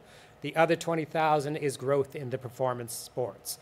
I think we get a lot of bad news about things happening in the events, and it's nice to look at the numbers that there is actually growth in the events. It's nice to see. So moving on, strategic plan. I think it's always good to take a very high-level look at our strategic plan. We are in the middle year of a 3-year strategic planning cycle. In my opinion, all good strategic plans are based on foundations. For us, one of the foundations is the CKC mission. The other foundation is member engagement and financial stability. It's important that we are a grassroots membership organization, and that needs to be kept in mind when we're looking at strategic planning. The other reality in any organization is that ongoing operations, which for us is mostly registrations and events, takes about 80, 85, 90% of our resources doing the work that we should be doing, which leaves time for a few good strategic priorities. So the current strategic plan has the integrated breed health, the modernization of events. Internally, we're improving our communications and advocacy work, and internally, we're improving our IT infrastructure. So those are the 4 key priorities that the board and the management team and the strategic committee set for ourselves. So I'll talk about the 4 strategic priorities, starting with integrated breed health. So very quickly, breeder education, e-learning courses with our partner Royal Canin, webinars, building breeding tools like the coefficient of inbreeding, and other calculations and things, just to name a few. So breeder education is key to this. Developing a supportive breeder community that allows CKC breeders to stand apart from other breeders. Things like redesigning the puppy list falls into this. The kennel guidelines fall into this, and there's a few other things that will be coming in this group. Developing breed health strategies. This is in partnership with our national breed clubs, compiling the phenotypic and genotypic, I didn't know those words before I started this job, health testing information for each of the CKC recognized breeds, and then adding that health testing information in the coming years to the dog's profile. Launching a CKC DNA program as part of this. By working with external partners, we're going to provide the discounted genotypic health and parentage testing for CKC members, and then building the capacity with our online portal for members to store their results. And then last but certainly not least, developing the actual breeder program that differentiates CKC member breeders, highlighting and showcasing accountable breeders and member breeders, and articulating the key role member breeders play in the preservation and healthy purebred dogs. CKC member breeders need to be supported and recognized as the best breeders in Canada. The Integrated Breed Health Program supports the member breeders in the preservation of their chosen breed. It will help sing the praises of our breeders and connect them to well-informed puppy buyers who are looking for CKC breeders who are committed to breeding program with appropriate health testing, ongoing science-based education, and the best practices. I want to thank the many volunteers who have already spent a lot of time starting the development of this work. We have a breeder relationship committee. We have a genetics and medical committee who are spearheading this work. The National Breed Clubs are key stakeholders in this project. The Communications Committee has been key, and all the individual breeders who support this work. I'll talk a little bit about that in the next few slides. The next strategic pillar is the modernization of results or events. Coincidentally, also 5 buckets. We tend to like bucketing things in 5. I don't know why. Many of the processes we use in events are way too paper-based and way too manual, and they are inefficient. And the modernization events is looking to change that to make it easier for everyone. So the first bucket is event planning. We'll provide a club portal that will allow clubs to maintain their club information and conduct all of their CKC-related business online and without the need of paper. We need to further modernize the processing of event results. I think we must be the only organization that still uses triplicate carbon copy forms in our day-to-day practices. We need to make things easier for judges, the third pillar. Again, less paper, less manual data entry and process. We can provide an overall better and more professional environment for our judges that allow them to progress more easily through their permits. And then internally, we can do, which is the infrastructure bucket, we can do more to make sure that we are working smoother and faster and better reporting. And then the 5th bucket, very crucial, the Canuck Dogs. It's a beloved and necessary resource for event participants, and it will continue to be central to the overall events thinking. So the third strategic plan is advocacy. As the organization that's representing purebred dogs in Canada, we know that we should have a stronger voice than what we currently have. In this strategic plan, we are working to improve that. We are moving from a reactive organization to a proactive focus on our advocacy efforts. We're working on establishing CKC as the credible canine authority. We need the ability to build positive and sustainable relationships. We are working to be more effectively at influence government regulations. The National Advocacy Plan will align with the Integrated Breed Health, which is a key piece of that, and focus on board-approved strategic advocacy priorities. The 5 buckets, we need to centralize processes. Sometimes it feels that we've been playing whack-a-mole. An issue pops up here and we try to deal with it. An issue pops up there. We try to deal with it. We need to stop that and work together as staff, board, volunteers, and members. We need to build stronger tools, which we're starting to do, to better monitor and listen. We need better communication tools and better content. And we are strengthening our key stakeholder relationship. And last but certainly not least, we have a new advocacy committee, and that will be a key strength within our plan. The fourth strategic bucket is the IT infrastructure. This was started very early on in the strategic plan, and we have seen much of that work already completed so that it's actually moving from a specific strategic priority to more of an operational constant improvement. Previously, we were overly dependent on one non-performing IT development vendor with little internal development capacity. We have now a suite of well-chosen vendors where we can allocate work based on their specialty and how well they're performing. And we have better in-house capacity, so we're less reliant on external vendors. We have better project management, and we have better development processes. We know we've had problem with past deployments, and we've made a conscious effort to do a continuous learning from that. We are an organization that is data and information processing at the core of what we do. We are still a not-for-profit organization with very little resources and limited budgets, but I can confidently say that we are in a much better IT position today than we have ever been, and we will continue to improve. So those are a very high level of the four strategic buckets that are part of this strategic plan. I'll take a little bit of time to talk about some recent accomplishments. This is a good time to stop and to say I'm up here speaking with you, but it is the strength of your dedicated staff team that allows me to be up here. It is a very strong, very knowledgeable, and very dedicated team of staff members that I have the pleasure of working with day in, day out. And they work very hard to make sure that we're servicing our members as best as we can. So thank you for all the members in this room. Many of them are listening. Many of them are also members, but thank you for this. So accomplishments, very quickly.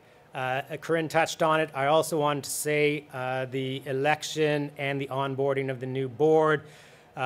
We did onboard the new board after a very successful election last fall, which saw great turnout. The membership elected 7 new directors to the board, joining the 5 returning. And it's a significant amount of work, but it's also a crucial piece of your governance program. I'd like to thank all of the members who participated in the election and all of the members who put their names forward to serve. It has been a pleasure getting to know this board, and I appreciate all the dedication of this board. These volunteers are your hardest working volunteers, both as zone directors and your board of directors. Membership service levels. Our member service levels are in great shape, and they have been that way for quite some time now. Your dedicated customer service team is available for you when you call. They are there to answer their phones. If you do call and get the answering machine, you get a handy callback feature so you don't have to wait on hold. We can answer your questions through the online chat, and if you prefer email, we have maintained a 1-day business turnaround on the email. I've mentioned the great turnaround time on the registration figures as well, but basically this organization is much more customer service, member service organization than I think we have been in many years. 2023 top dogs. The 2022 top dogs did not go smoothly last year, and for that, which we apologize. And we did not want to repeat that process. The 2023 top dog results have been a much more successful program so far.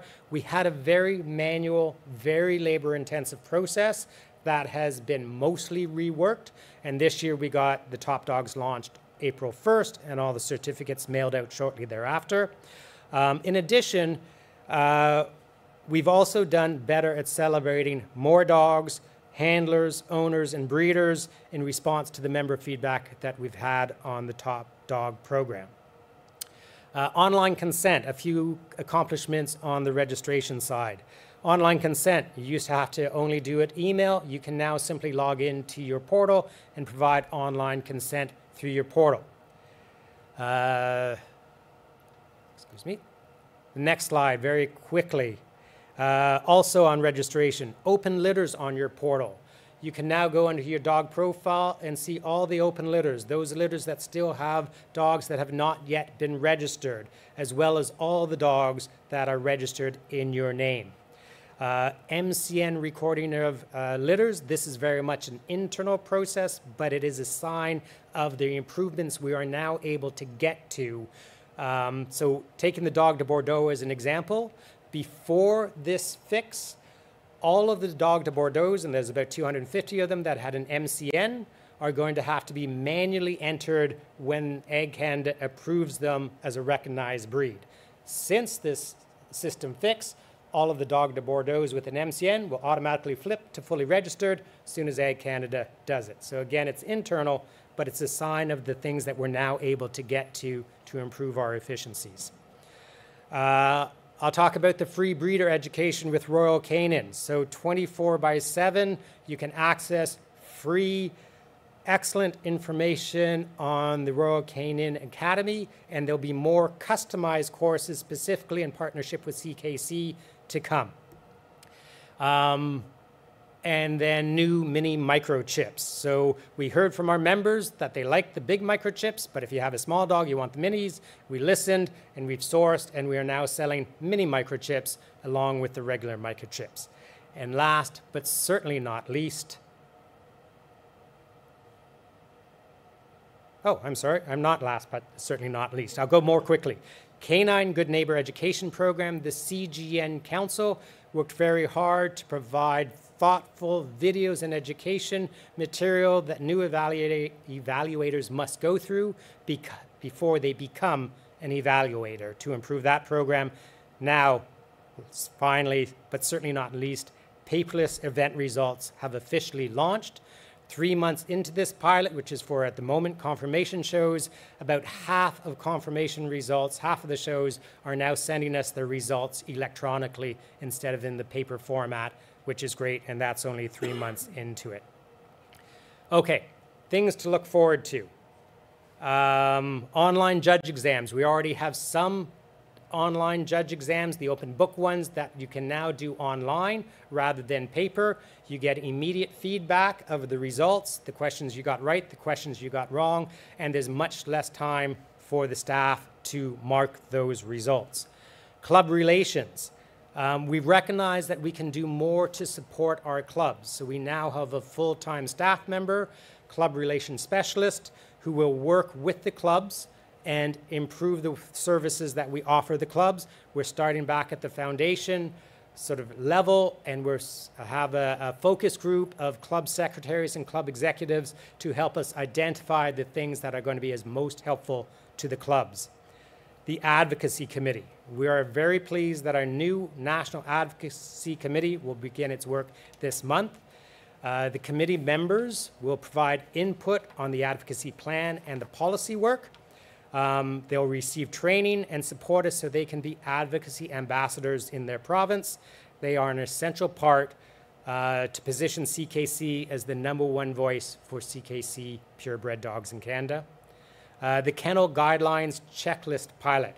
We are excited to share that working closely with Janice, our Zone 1 director, who's also the board liaison for the Advocacy Committee, we are testing a new breeder checklist in Nova Scotia. We're going to use that to get feedback on what kennel guidelines work well for our members, and then we'll be able to take it back into the Integrated Breed Health Program and expand it out as a proven kennel checklist that the regulators will look for and that our members can support and, again, show us to be the best breeders in Canada. AKC Reciprocal. So this one is an embarrassment for me. This is the third time I've been standing at the AGM podium talking about the AKC reciprocal program. It's still exciting though. This is a partnership with the American Kennel Club, so that when you go onto the CKC to register your dog, at the same time in our system you can register with the American Kennel Club, and US dog owners, breeders can do exactly the same thing on the American system. It has taken longer than we want, but we are now sending data back and forth to the AKC. No promises on when they and us will be ready to launch the program, but we are much farther along.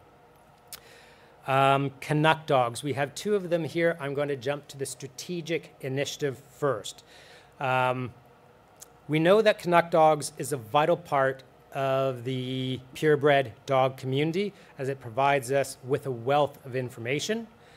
Canuck dogs is an important part of CKC's mission and how we serve our members, and it is a key piece of how CKC's modernization of events will move forward. Canuck dogs is going to be moved to a modern software platform that ensures the site remains stable and can be enhanced in the future. We will be investing in Canuck dogs and have started a project to update and enhance Canuck dogs for completion in 2026. Sue Coughlin, manager of Canuck dogs, will be heavily involved in this project, and as well as the maintenance of the current Canuck dogs website. CKC is taking steps to ensure that Canuck dogs continues to operate smoothly as we make these upgrades.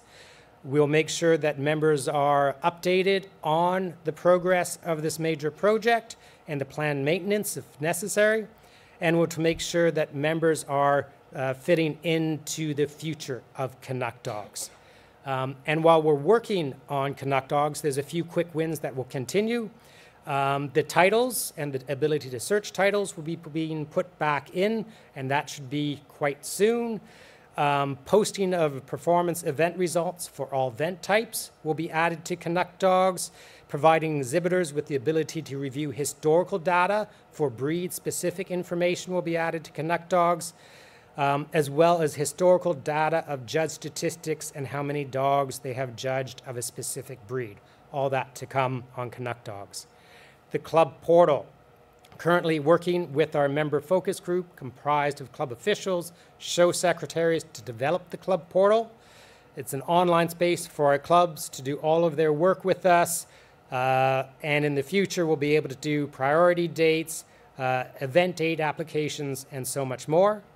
The health DNA testing will be in partnership with the AKC for both health and parentage testing at a discounted rate. We've talked about the Integrated Breed Health Program. I will say that we'll be doing a webinar to get feedback from members very shortly, and so lots more of information to come on the Integrated Breed Health. And finally, the membership engagement. CKC is a member-based organization. An important part of our mission is to serve members and support our members. In order to ensure that our members are informed about the work of the club, we're going to look for new ways to engage you in your club. We want to provide our members with ways to share ideas, provide input, and answer your questions. This will help us continually improve and help us to keep our ear to the ground on what our community needs. Similar to our upcoming information session on the Integrated Breed Health, we'll be doing other ways to keep you engaged in the future. So that is the end of my slides. There is a lot going on in your club, so I apologize if I've talked for too long and maybe too quickly, but it is exciting. So very much, again, appreciating working with this board. Thank you for all of the staff, but most importantly, thank you to all of our members. This is a member-based club, and you are central to all that we do. Thank you.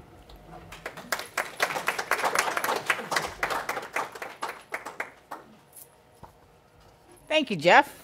Next up, we have the presentation of the annual report. I'd like to hand over the mic to the Vice Chair of the Board of Directors, Bob Whitney, to highlight some of the activities of our committees and councils and the dedicated member volunteers who sit on them. Bob? Thank you, Corinne. all of you that are present should have a copy of the annual report for 2023, even though we're almost halfway through 24. And for those of you that are online, or even if you lose your copy, you can go to the CKC website, and this will be published there. There's a lot of work goes into this, and we have to thank our communications department team. They love the word team here. And as I said earlier to someone, this is like a coach's playbook, but not the Maple Leafs or the Blue Jays.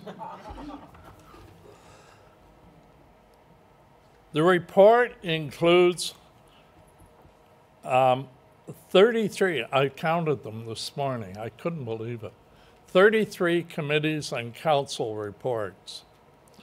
That is a lot of time spent by people, mainly volunteers, staff liaisons, who put enormous amount of time into these committees, and we certainly thank them for that.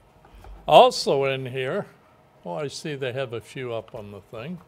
We have a number of pictures of both members' dogs that have been sent in and staff dogs, people that work here. A lot of our staff have purebred dogs. The theme of the report is back to normal after COVID. We've all bounced back from COVID somewhat, although one of our members apparently came up this morning with COVID. The thing you have to remember, and you should look through this when you get time, if you have the interest, it tells you the work that the committees did in the year, the various topics they dealt with. Now, a lot of the names will be different because we changed 7 people on the board.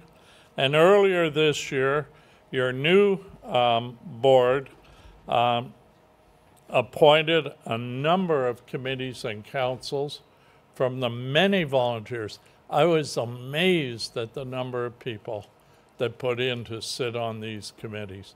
And personally, I found it very difficult in some cases to say, okay, I have this one, I have this one, I have this one. I have to pick one. And it's hard to do because a lot of the people had a lot of background in the topic that that committee dealt with. So it becomes harder all the time, which is good because now we're getting qualified people applying. And many people may think they're not qualified, but just the fact they're involved in the sport, in whatever, performance, confirmation, obedience, you have the background and you should apply.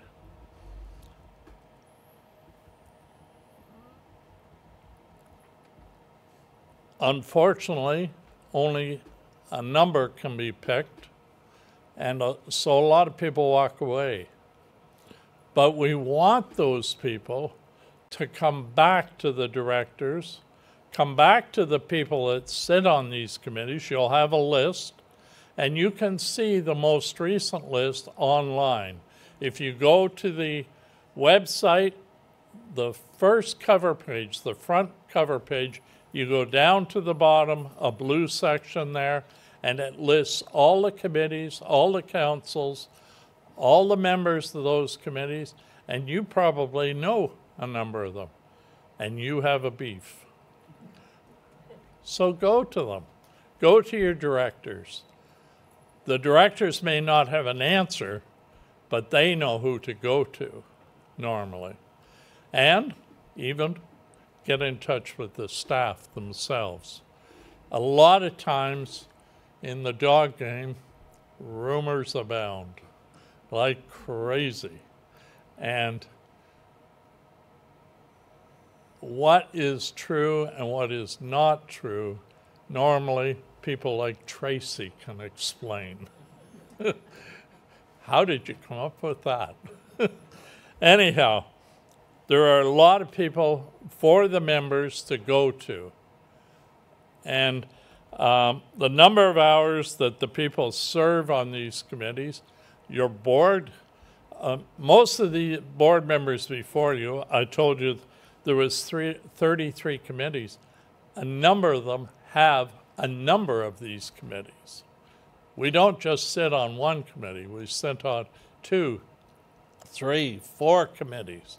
So the amount of time, as well as their own zone things, I didn't realize I had so many matches. I get applications coming out my ears for matches and trial matches. Tracy's shaking her head. Anyhow, there's a lot of hours go into and that's what I'd like to emphasize, the amount of volunteer hours that people spend.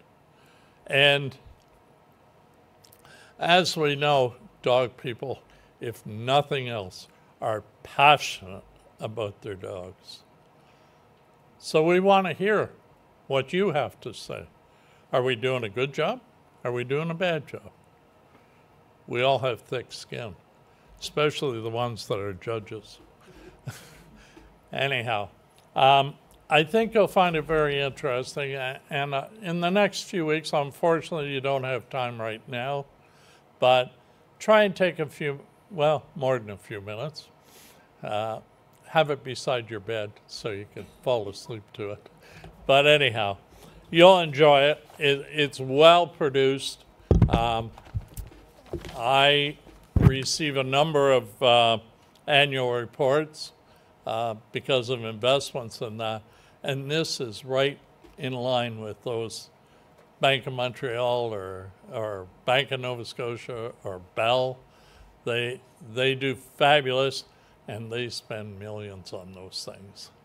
I don't think we did, but we have great staff here to do them. So I would ask that you take the time to read it. Thank you.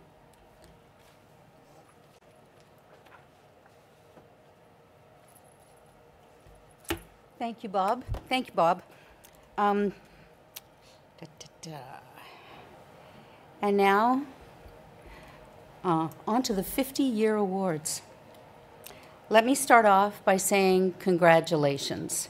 Congratulations to the more than 130 members who are celebrating their 50th year with CKC and are on the list that you'll see coming up. Congratulations to their families, their canine communities who have supported them in all of their dog-related activities over the past 50 years. Many of the names that you will see on this list are friends and family. They're members of your canine communities and are names of mentors and giants in our sport and in the dog world that we all look up to. You've competed with them or against them, and maybe you've had the distinct pleasure of gaining some knowledge and training from them, learning from their 50 years of experience. The names on this list are the people who have been driving our breeds and the dog sports in Canada forward for the past 50 years.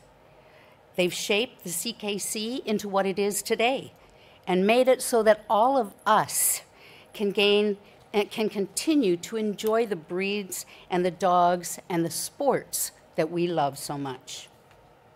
50 years. 50 years of memories and milestones.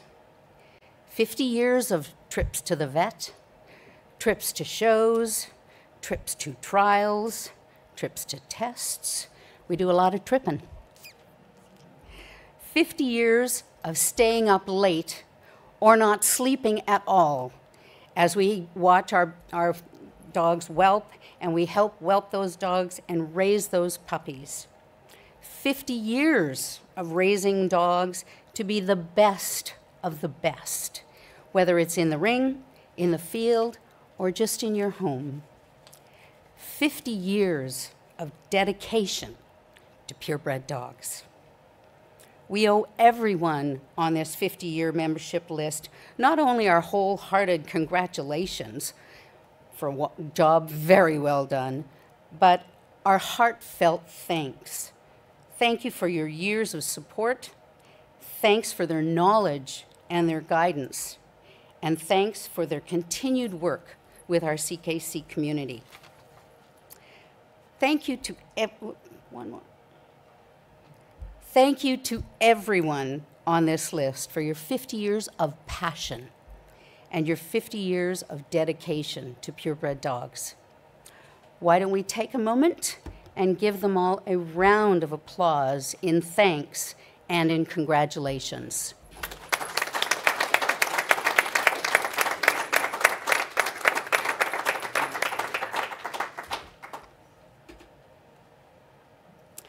Before I hand the mic back over to our chair, we have another special member spotlight video. If you could play that, please. I have long admired Donna's program and her dogs. Her goal has always been to produce healthy, friendly, stable dogs that are shining examples of the breed standard. And Donna has succeeded in doing that year after year. Donna's contribution to the purebred dog world have been exemplary. If this is all she had done, but Donna has gone above and beyond this. Donna has become a mentor for the next generation of CKC members. What started out as a small group of us showing our triplets has expanded to a large group of women who regularly get together to celebrate our beloved dogs. From showing up for one another at confirmation shows to gathering at Donna's house for handling lessons, reviewing history of the breed, and watching videos of previous Portuguese water dog nationals, Donna has provided the ideal example of what a CKC member should be: an excellent, supportive, involved mentor, helping share her love and knowledge of the breed. In the past year, Donna and her mentees have been active at several events that highlight and educate people on the breed, including CKC's Meet the Breeds event at the Royal Winter Fair, and Donna's breeding program won the prestigious Royal Canin Breeders Classic at the Aurora Kennel Club Dog Show this past fall. Donna deserves to have the spotlight shone brightly on her and all of her achievements, which now extend well beyond the confirmation ring. I would like to nominate Pam McGlintock for the AGM Member Spotlight. I know that the work Pam is doing to support the French Bulldogs is so purposeful and meaningful. However, I do not have much to say about that particular part of her involvement. But I would love to highlight the work done to promote purebred dogs across Canada and the world with For the Love of Purebred Dogs organization. For the Love of Purebred Dogs organization is an independent initiative by the members of the CKC and Associates designed to endorse, support, and maintain the integrity and purpose of the purebred dog through education, advertising, and sponsorship at major dog shows and related events across Canada. Pam maintains the website and is constantly upgrading the site with new dog breed standards, breeder referrals, and a variety of resources for those interested in purebred dogs. In addition, Pam oversees the For the Love of Purebred Dogs Facebook sites, both the public one and the private one. She attends function and sets up a booth where she can help promote and educate the public on our purebred dogs. In her community, Pam teaches weekly handling classes for both new and experienced handlers. During her classes, she not only teaches ring craft, but also encourages her students to learn about the dogs beyond what they have at the end of their leashes, to open dialogue about important new dog regulations, health issues, and so much more. Pam can be found ringside at shows supporting her students and cheering them on.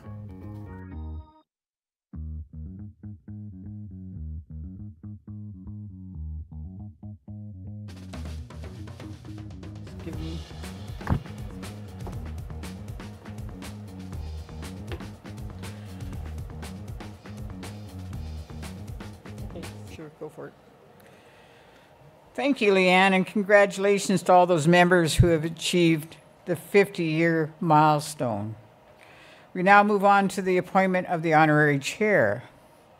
Mike Macbeth has been our honorary chair for the past year, appointed at our last year's AGM, and her term ends as of today. I know. On behalf of the board and the membership, I would like to thank you, Mike, for all your dedication to the CKC and to purebred dogs in general. Your years of volunteerism, breeding, and mentorship have allowed the CKC and purebred dogs in Canada to flourish, and we appreciate all your contributions. During our board meeting yesterday, the board appointed Michael Calhoun to serve as the CKC 2024 Honorary Chair. Congratulations, Mike.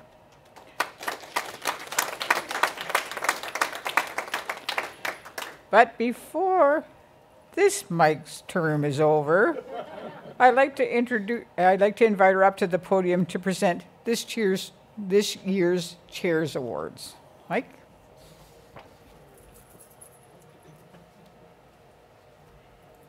Thank you, Corinne. And thank you for the honor of being an honorary chair. It was a dream come true. Thank you. This is the 4th year for our National Members Award. Nominations for these awards were submitted by CKC members. The Chair Awards recognizes the outstanding commitment, dedication, and accomplishment of CKC members, and I'm honored to announce the recipients of the 2024 Chair Awards. Our first award recognizes an individual with significant achievements in heritage events such as hunt tests, herdings, agility, lure coursing, tracking, and others. This year's winner is able to join us in person. She's been involved in heritage performances events since 1976. Congratulations to Marie Paul Beben, our 2024 National Heritage Canine Performance recipient, and welcome, welcome, Marie.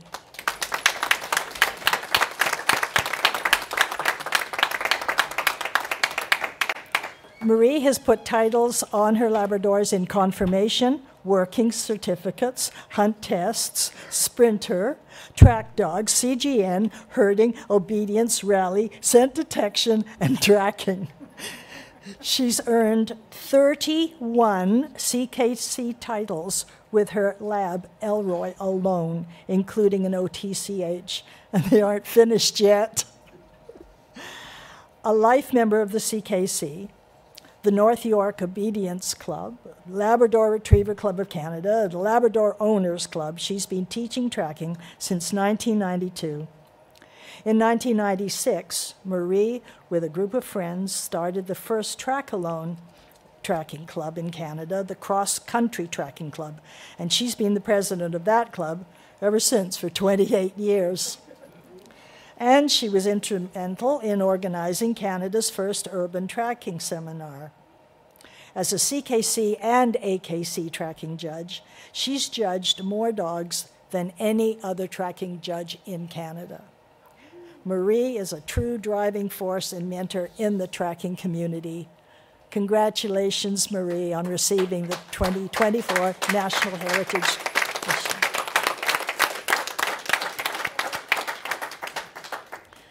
Our next award recognizes a breeder or team of breeders who have dedicated their life to improving the health and well-being of purebred dogs. This year's Breeder of the Year has given seminars internationally and improved breeding programs worldwide.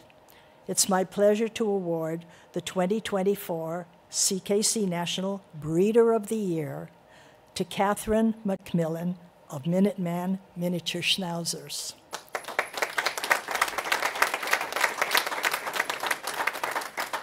Having bred since 1983, owner-handled, seldom advertised, Catherine has won her breeds national in Canada and the United States, usually Montgomery, many times, along with many best in shows in both countries. You can recognize a Minuteman miniature schnauzer anywhere in the world for their unique style, correct type, and soundness. Catherine edits the American Miniature Schnauzer magazine. She's secretary to the Miniature Schnauzer Club of Canada. She runs their website and creates the newsletter. However, a significant contribution to her life in dogs is mentoring. To Catherine, the most gratifying part of her experience in mini schnauzers has been watching the success of younger breeders who began their careers with Minuteman bitches or incorporated her sires into their breeding programs and who'll carry on in the breed. So please join me in congratulating Catherine McMillan of Minuteman Miniature Schnauzers, our 2024 CKC National Breeder of the Year.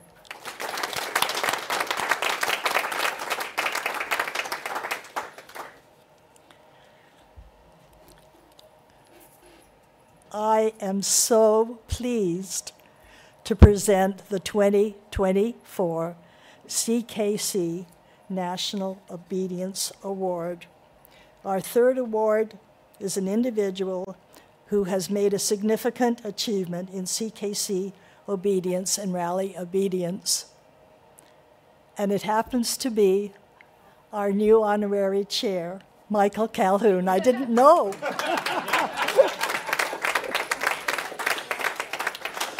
Michael has been had an exceptional career as an obedience and rally judge in Canada. He's been a member of the CKC, if you noticed, for 50 years, since 1975, and served as an obedience judge from the late 1970s until 2019. Throughout his career, he's had a positive impact on the world of obedience in Canada. Highly respected by all. He's particularly known for providing valuable advice to novice handlers and lightening the mood with his wonderful, wonderful sense of humor. Never without a smile on his face, exhibitors would constantly say that what fun it was to have him as a judge. Mike judged countless competitions across Canada as well as in the United States and Bermuda, including prestigious events such as the Challenge Royal Canin and the Hit of Hit. He also played an active role on the CKC Obedience Council for over 2 decades. He mentors judges all over Canada, particularly Ontario and his native Quebec. Highly regarded for his patience, availability, dedication to improving the sport, we are so honored to present our new honorary chair, Michael Calhoun, with the 2024 CK National Obedience Award. And oh, I wish I could see his face smiling when he gets the award. So congratulations to all our winners. Your dedication in the sport and your particular canine communities raises us all to a higher level. Thank you.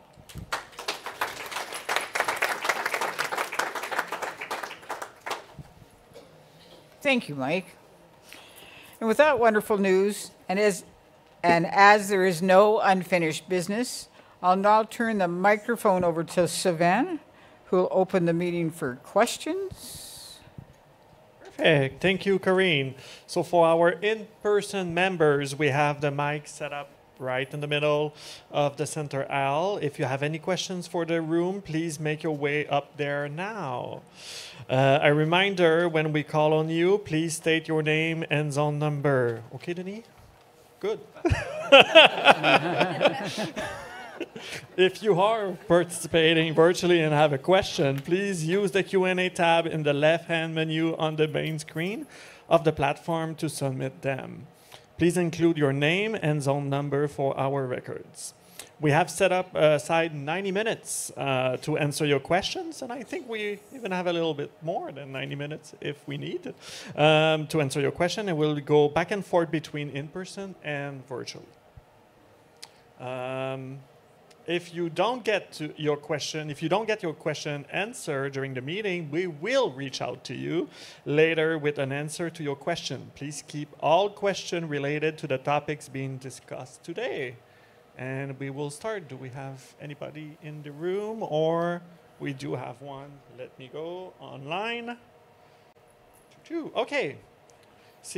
Okay, so we have multiple members, not just one, asking the same question. So we have Karen Prokopets, I hope I'm saying that right, Zone 9, and Taylor Phillips, Zone 9 as well, so both from Zone 9. Please give full details about CKC efforts to date to resolve the issues caused by the American CDC new rules for crossing the border with dogs? Okay, Please also provide a timeline. I'm going to pass this hot potato over to Janice, please. Hi, everyone. Oh, wait.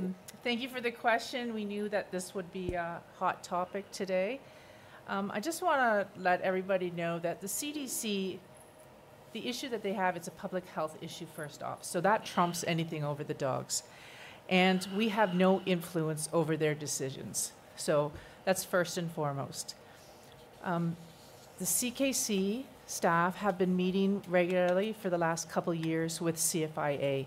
They've built a lot of relationships with them and the vet community across Canada. And through those meetings and relationships, CFIA really listened to what our concerns were. Concerns about not being able to bring puppies back and forth, vet care, crossing the border on a regular basis. We weren't sure what kind of feedback we were going to get, if anything, but CFIA, once they realized, they really were prepared when we went to the meeting on Thursday, and we had a list of questions that we thought all of our concerns they needed to hear, and they had covered everything. They really knew, and they had listened over the last couple of years to what CKC had been telling them, and for that we're thankful. So we did find out that they have, CDC has changed the form, so there'll be 2 forms, and that's a change based on the relationship with CFIA. So we have to give credit to CKC staff and the relationship they built with CFIA, having them understand the amount of people that are crossing regularly, and this would be a huge concern. So there'll be 2 forms presently. One will be for a single use and one will be for a multiple use. And currently, now this could change before it actually goes into effect, that the multiple use would be for the life of your rabies. So if you have a 3-year rabies, then you would have a form completed by your regular vet as well as the provincial vet, and it would be good for the life of your rabies. They are very concerned with the amount of work that's going to be brought to them with the provincial vet requirement. So they are looking into that. We hope that we will be able to have some kind of decision. Hopefully the regular vets will be able to do that, but at this point, right now, it's 2 vet signatures. So this is good. It's good news. It's a little win for us. And we are continuing to work with CFIA. We will be meeting with them regularly and to give updates. So if you have any concerns, by all means, let us know. And we will take those to the meetings. And as we have updates, we will be providing updates through an email blast. So that's a reminder to open up your email, because that's where you'll have the most current information. Thank you. And now we have a question from the floor. Yes. Oh, wait one.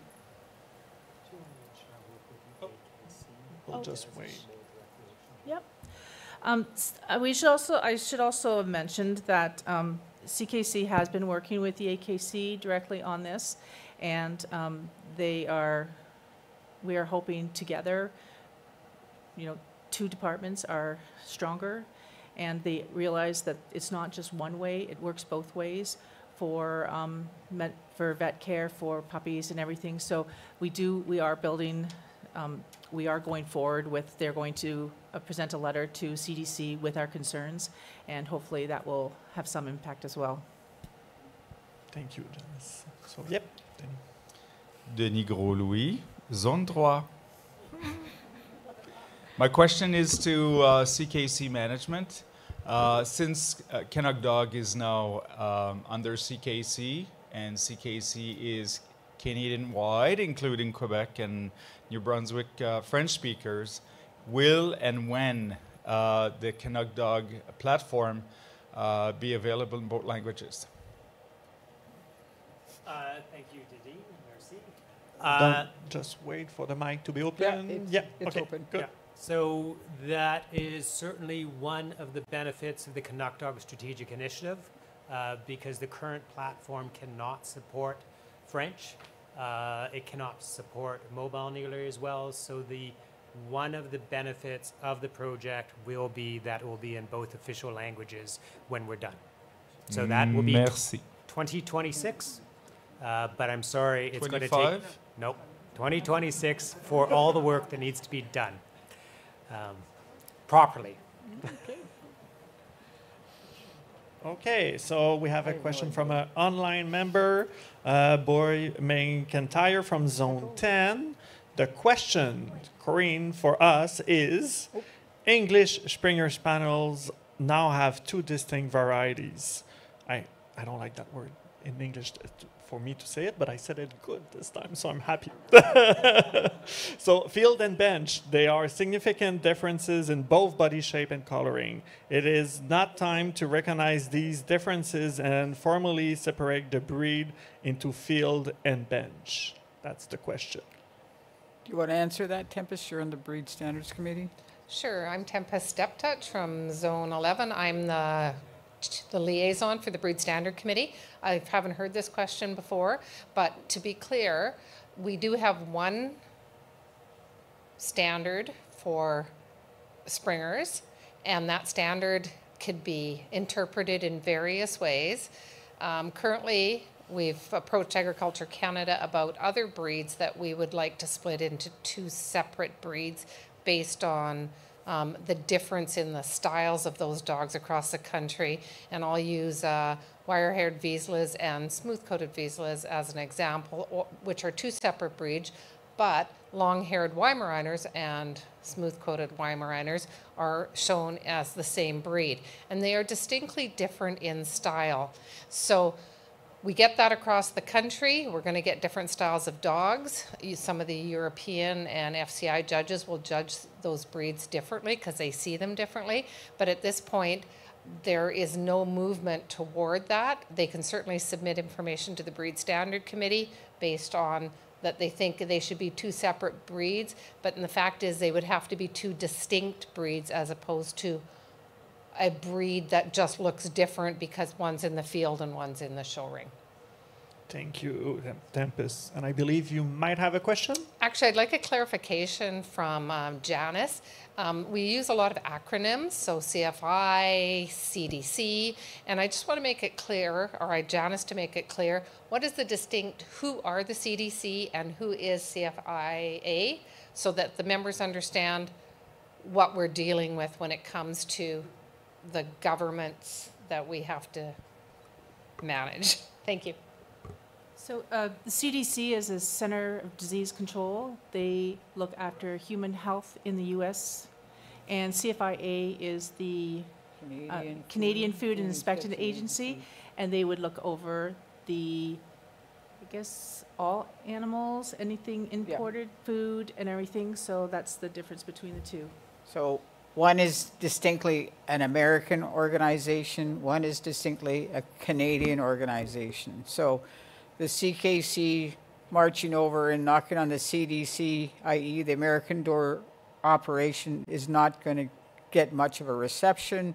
Working with the American Kennel Club, working with the CFIA, who is basically the same organization on either half of the border, that is the route that we're taking. That is a smarter route, and it's going to have more effect in the long run. Thank you, Corinne. Okay. Now we have a question from Zone 3, which from Tara Legault. The question: I have been competing in altered classes for the past 2 years. I have seen considerable growth in interest in the altered class.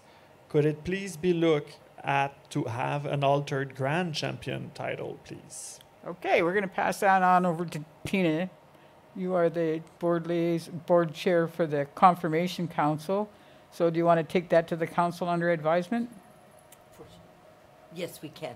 Okay. Perfect. So we will take that to the council.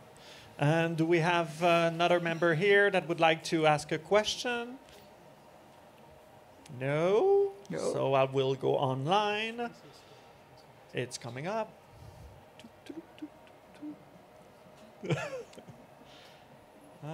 Okay. Perfect. Okay, zone 2. Karen Pelletier. Question. I recently spoke with our New Brunswick CKC director, Tina Sanford, about Tupanian insurance. I'm wondering if the CKC can work with Tupanian to request they offer a kennel insurance so that CKC members can insure all their dogs under one insurance plan rather than a single. My dog lives in the house with me. I do not actually have a kennel, but I have a registered kennel name. I breed only occasionally, twice in the 12 years of showing. I only have 3 of my younger dogs insured. As the age insurance goes up, females cost more to insure. I have not had a claim yet. I would like to insure all 5 of my dogs, but too costly singly. I would welcome the opportunity to insure all my dogs under one policy and pay annually. Perhaps this is something others would like as well. Rates could be based on the number of dogs you own or other factors. Is this something that CKC could work with Trupanion to review and consider implementing? Thank you. Jeff, I'm going to pass that one off to you.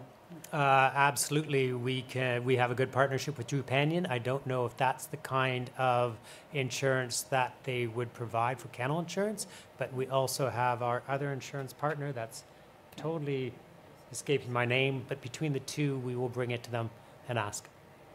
Perfect. And now we have questions from here. Yes. Name is Andriani Rodriguez, Zone 6. And my question is, a few years ago came the law, the law of Pitbull, the Pitbull law. And the Pitbull law should be against Pitbulls, what is good for breeders, for serious breeders. And after that, we saw breeders, especially for American Staffordshire. I know breeders that are for more than 20 years breeding American Staffordshires and best in shows and everything. They just stopped breeding. But if you want to see a pit bull, you can just walk 5 minutes in High Park, and you can see so many there. You open a big door for bullies to come to Canada, and now Ontario is even importing dogs from U.S. as rescue dogs, pit bulls, to be adopted in Ontario. What to me doesn't make any sense. So now came a different law. It's called puppy mills regulations or things like this. And if you read say things about inbreeding registrations, say things about the breeders. It's not about puppy mills. Puppy mills, I don't think they are worried about inbreeding, or they even care because they don't do registrations. Is not going to happen. The same thing. A law that was against pit bulls was actually against breeders, and now a law against puppy mills is not going to be against breeders again. And is CKC doing something, or is CKC accepting that government give the regulations for how we should breed? Thank you. Do you want that side? No. Okay. So just to give you a little bit of back history, Winnipeg, Manitoba had years ago passed a pit bull ban. Like, I'm talking years ago. And I was one of the crazy people walking around with my Rottweiler, picketing. And that was fine. And it took us almost 15 years to get Winnipeg to realize that banning a breed was not the way to do it. It was banning the actions of a specific dog. Because when they described a pit bull, there is no pit bull standard. So they hit the Amstaffs, they hit the Bull Terriers, and they were all banned from Winnipeg. Like, it was like sort of ridiculous, because these are great dogs, no problem. But that's what we had to deal with. It has changed, and it takes a long time, a lot of patience, a lot of going and talking to the animal services people, and changing minds that way. I think when the new advocacy committee comes on board, they might be able to help in some of those negotiations to try to change minds, to change it from being versus breed specific, because pit bull isn't a recognized breed, pardon me, to action specific. You know, what action the dog did, responsible dog owner, idiot dog owner, and defining it that way. So, yeah, we will be heading off in that direction, but the advocacy team actually gets appointed tomorrow, and then they're going to have some training to go through. So it's going to take a little bit of time, but definitely make sure you stay in contact with your zone director and let them know what's going on in your area. Okay? Thank you, Corinne. So a question from a lifetime member, Tanya Wheeler, Zone 4. The question, when someone sends a letter to CKC regarding challenges they face in services or any other matter of discontent, how is it handled and why do people never receive acknowledgement of their letters being received?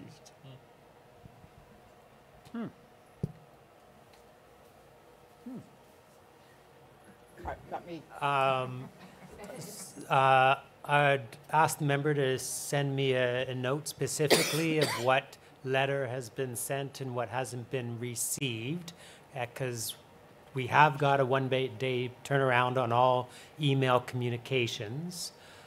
If there's a regulatory spin on that and there's a complaint that they're processing, that's a different process, but there should still be a response. So if the member can reach out to me at ed@ckc.ca,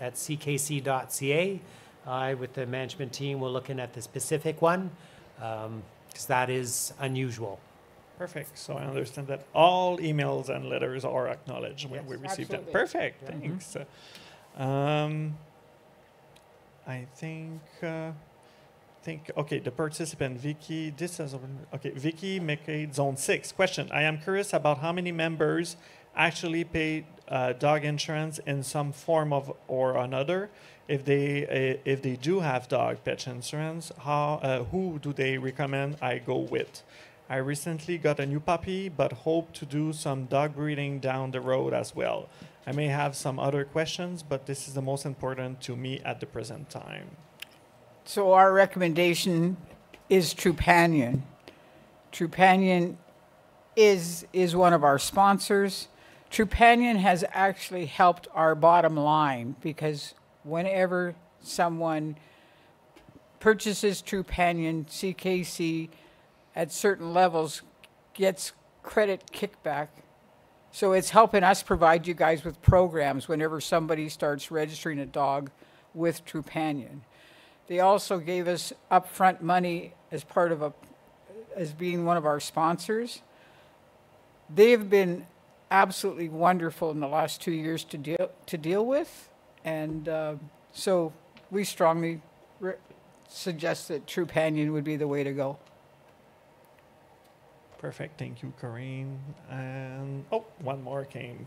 Zone 11, Ashley McLeod, sorry. Just a question in regard to the performance streams.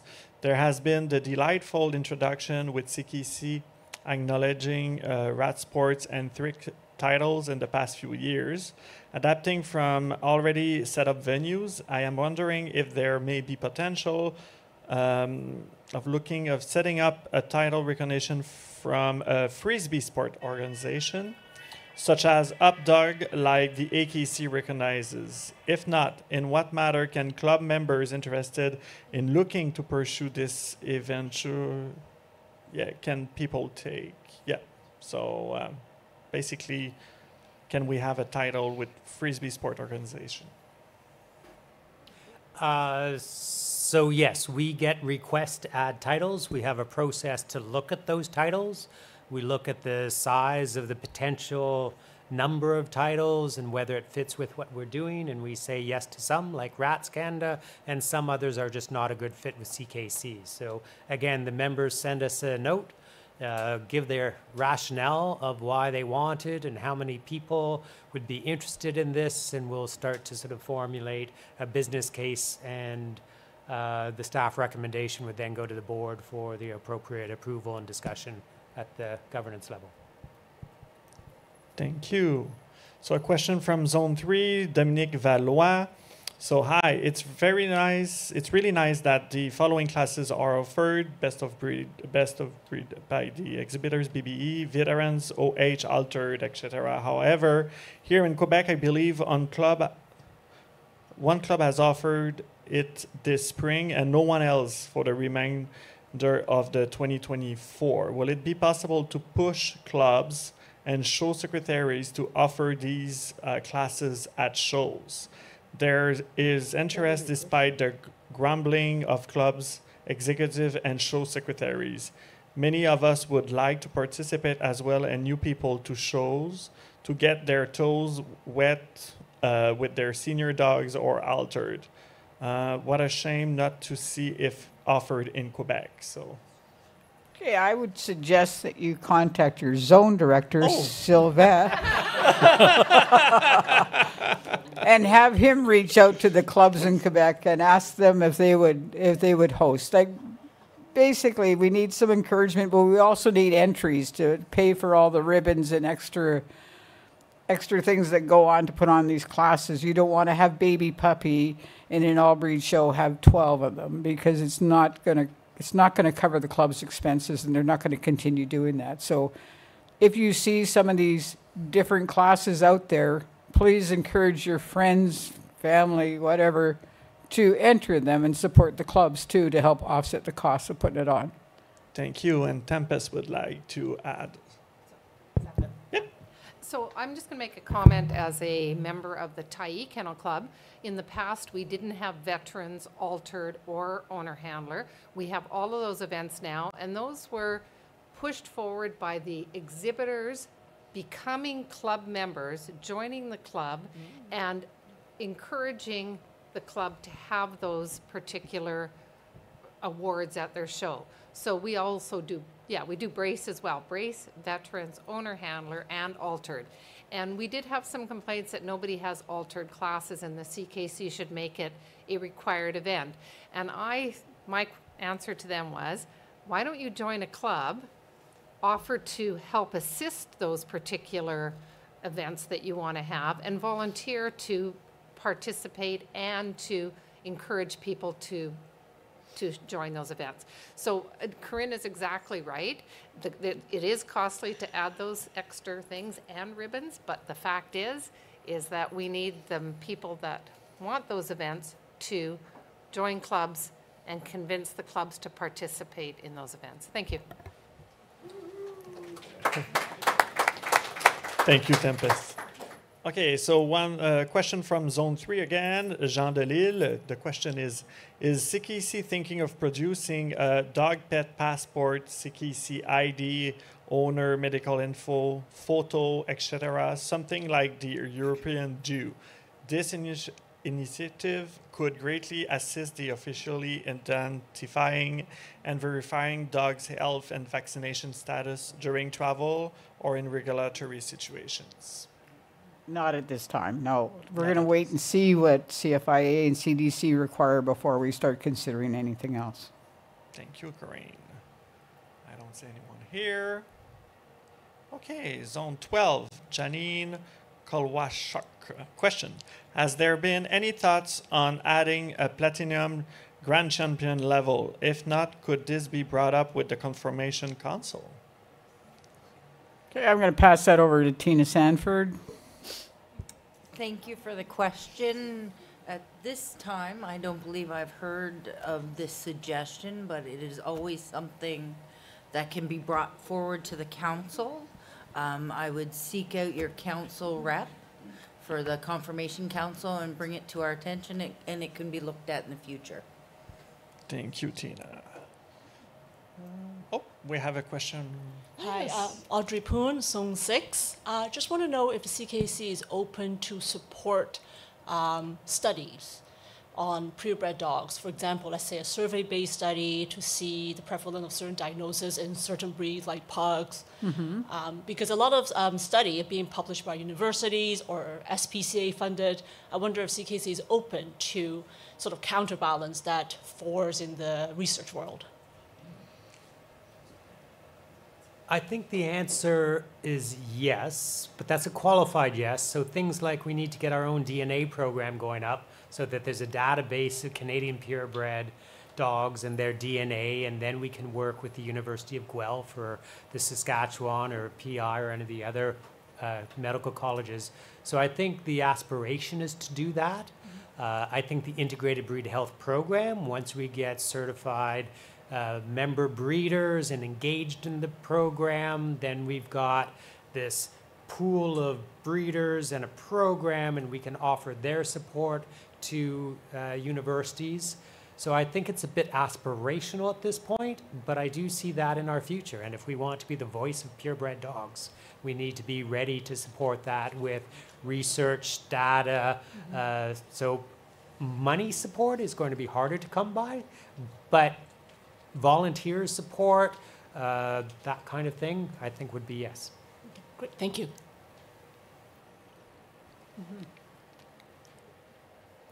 My friends, no more questions. Maybe I'm going to leave it 30 seconds just in case.